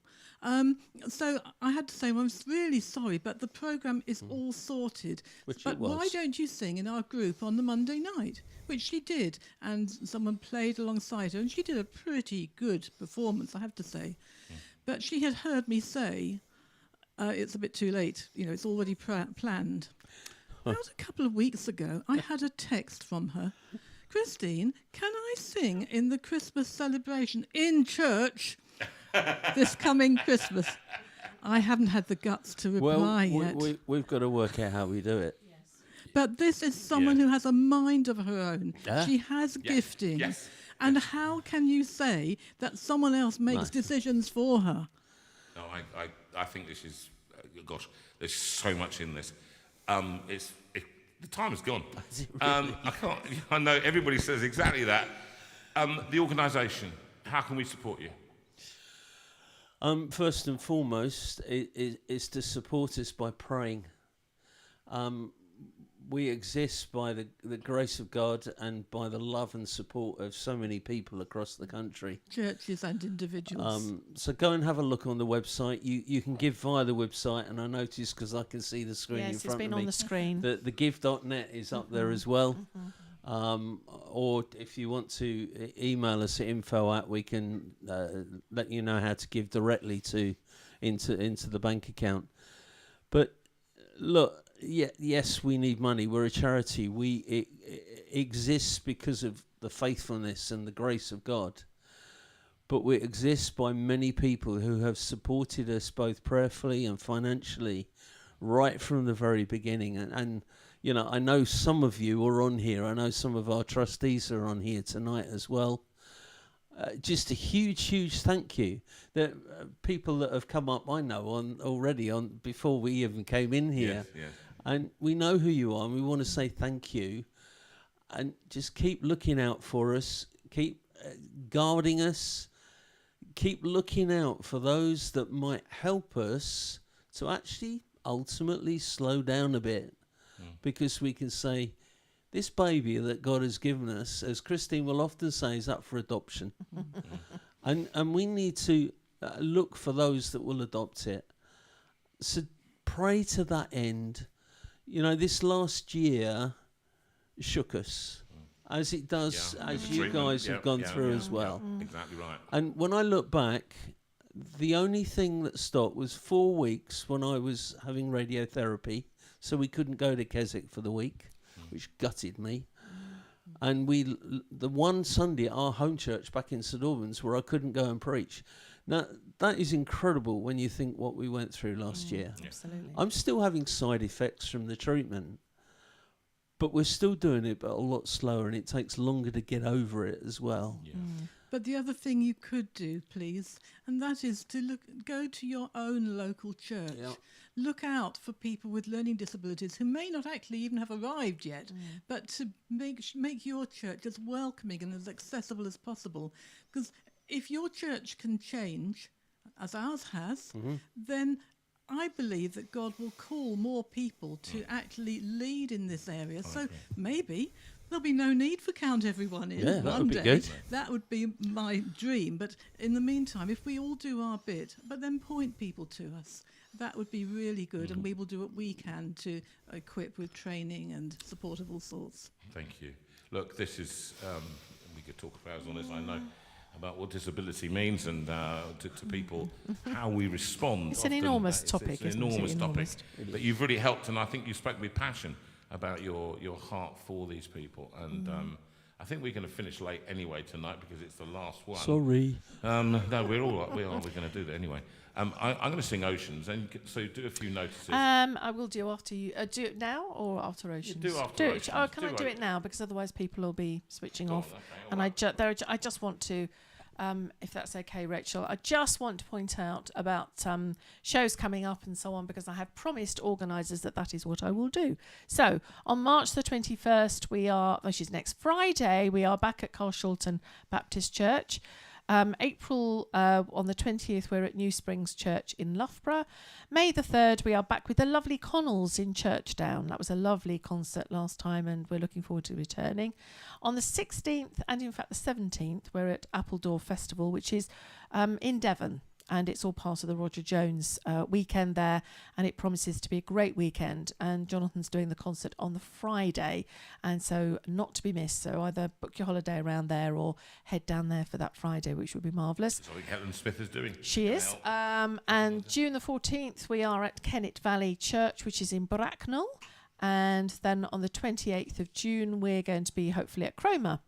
And then we get to our lovely week at Thornley again on the 26th of July. And I intend to put some details up on the website very soon about how to book that and so on. 23rd of August, we are at Paignton. And I've just started putting dates in for November. September comes next, doesn't it? If you have any questions about any of that, then you need to head to the jonathanveira.com page, because that would give you the calendar and will tell you about how much things cost and how to get the tickets. And can I just tell you that last night we had the most amazing night in Fleet, well organised by Tom. Thank you so Nick. much, my love, and his dad Nick.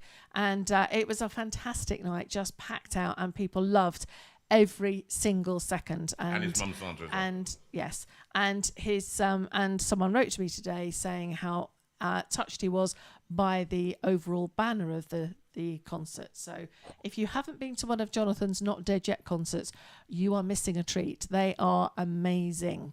It was great last night. It was great last night. It was. And Sue at Jonathan Veira is my address to write to. So sue@jonathanveira.com. I think we'll leave it there, shall we? Well, just to say, remember, now people's need doesn't stop. No, they don't. And so Got a Friend Trust exists for you. People have been very generous recently in giving.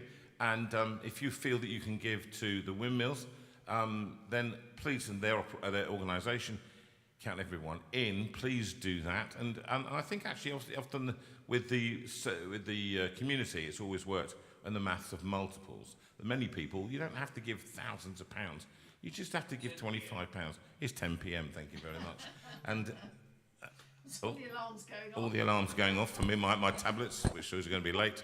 And but we would encourage you to just contact us or Adrian directly, who is listening tonight, and he's going to be only too delighted to help you if we can do so. If you've got a need or you know someone with a need, I'm going to take these tablets while I'm thinking about them. That's about it from us. Now, I just want you to know that although we now have to set the whole room up, which takes a lot of time, and it's going to be Rachel coming down next week. Next week. So we've got the piano being shifted tomorrow, and so that means that we can't have the Steinway room broadcast next weekend, because the Steinway will be in one room and the equipment will be in another room. And then we've got Rachel and David Hicks spending a few days wiring up the new room, putting the cameras in exciting positions. So, it's going to be so amazing. It'll be fantastic. And so it's worth waiting for. So stand by. We'll start putting broadcasts out. I'll start doing it live. Connect with me live on Facebook and on YouTube, and we'll leave messages about when the first one is going to be. And we'll make it a big bonanza hit. And it is going to be worth the while. Thank you to those of you who, without prompting, have helped us to be able to financially afford to do this. As you know, it costs an awful lot of money to run this stuff, and we do it with joy. But of course, we had Mark last week, and I have to pay Mark. But we are hugely blessed. Hugely blessed by you grateful. people. So thank you. Thank you for all that you give and continue to give. I think that is all we've got to say for now. Apart from, again, a big thank you to Rachel. Rachel, thank you so much for all you've done to keep these 168 shows on the road and to give people like the Windmills a chance to talk about their passions and for me to sing to you. Which people have really been touched by tonight. That's really great. That is really great. And thank you, Windmills, for being willing to come in and be part of it. And now you're gonna have to go and make your own tea while we clear this room. And I think that's it. So I don't happen to have the words for the last two songs. You didn't put them in here. Oh. Do you not know them after no, 168 I don't. shows? 168 shows. I can't. It goes go peaceful. Do you remember them? You shout them out in gentleness through the violence of these days. Give freely, show tenderness in all your ways. Through darkness in troubled times, let holiness be your aim. Seek wisdom, let faithfulness burn like a flame. God speed you, God lead you, and keep you wrapped around his heart. May you be known by love.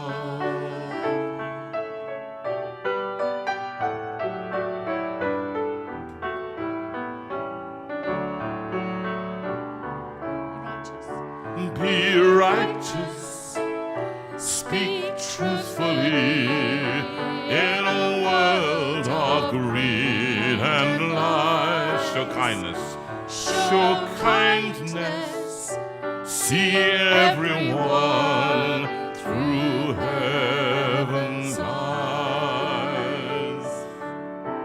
God hold you, enfold you, and keep you wrapped around his heart.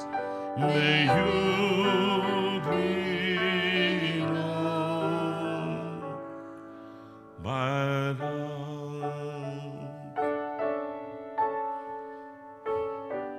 We pray this blessing on you wherever you are in the world, wherever you are in the country.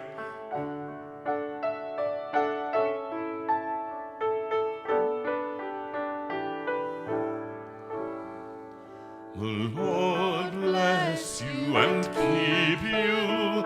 The Lord make his face to shine on you. The Lord bless you and keep you and give you his peace. The Lord bless you and keep you. The Lord make his face to shine on you.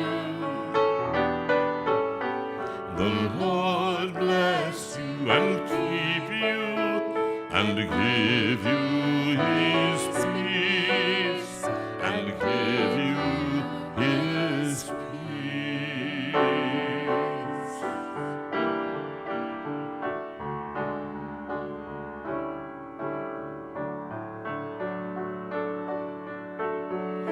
The Lord bless you and keep you. The Lord turn his face toward you. The Lord bless you and keep you and be gracious to you. The Lord bless you and keep you. The Lord turn his face toward you.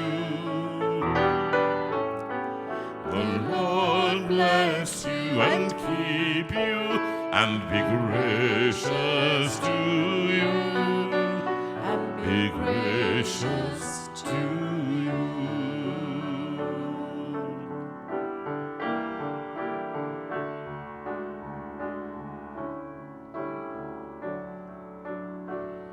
The Lord bless you and keep you. The Lord make his face to shine on you. The Lord bless you and keep you and give you his peace and give you his peace. What a joy it's been to be in this room for 5 years nearly, 168 shows, so many guests, so many songs, so many people coming and going.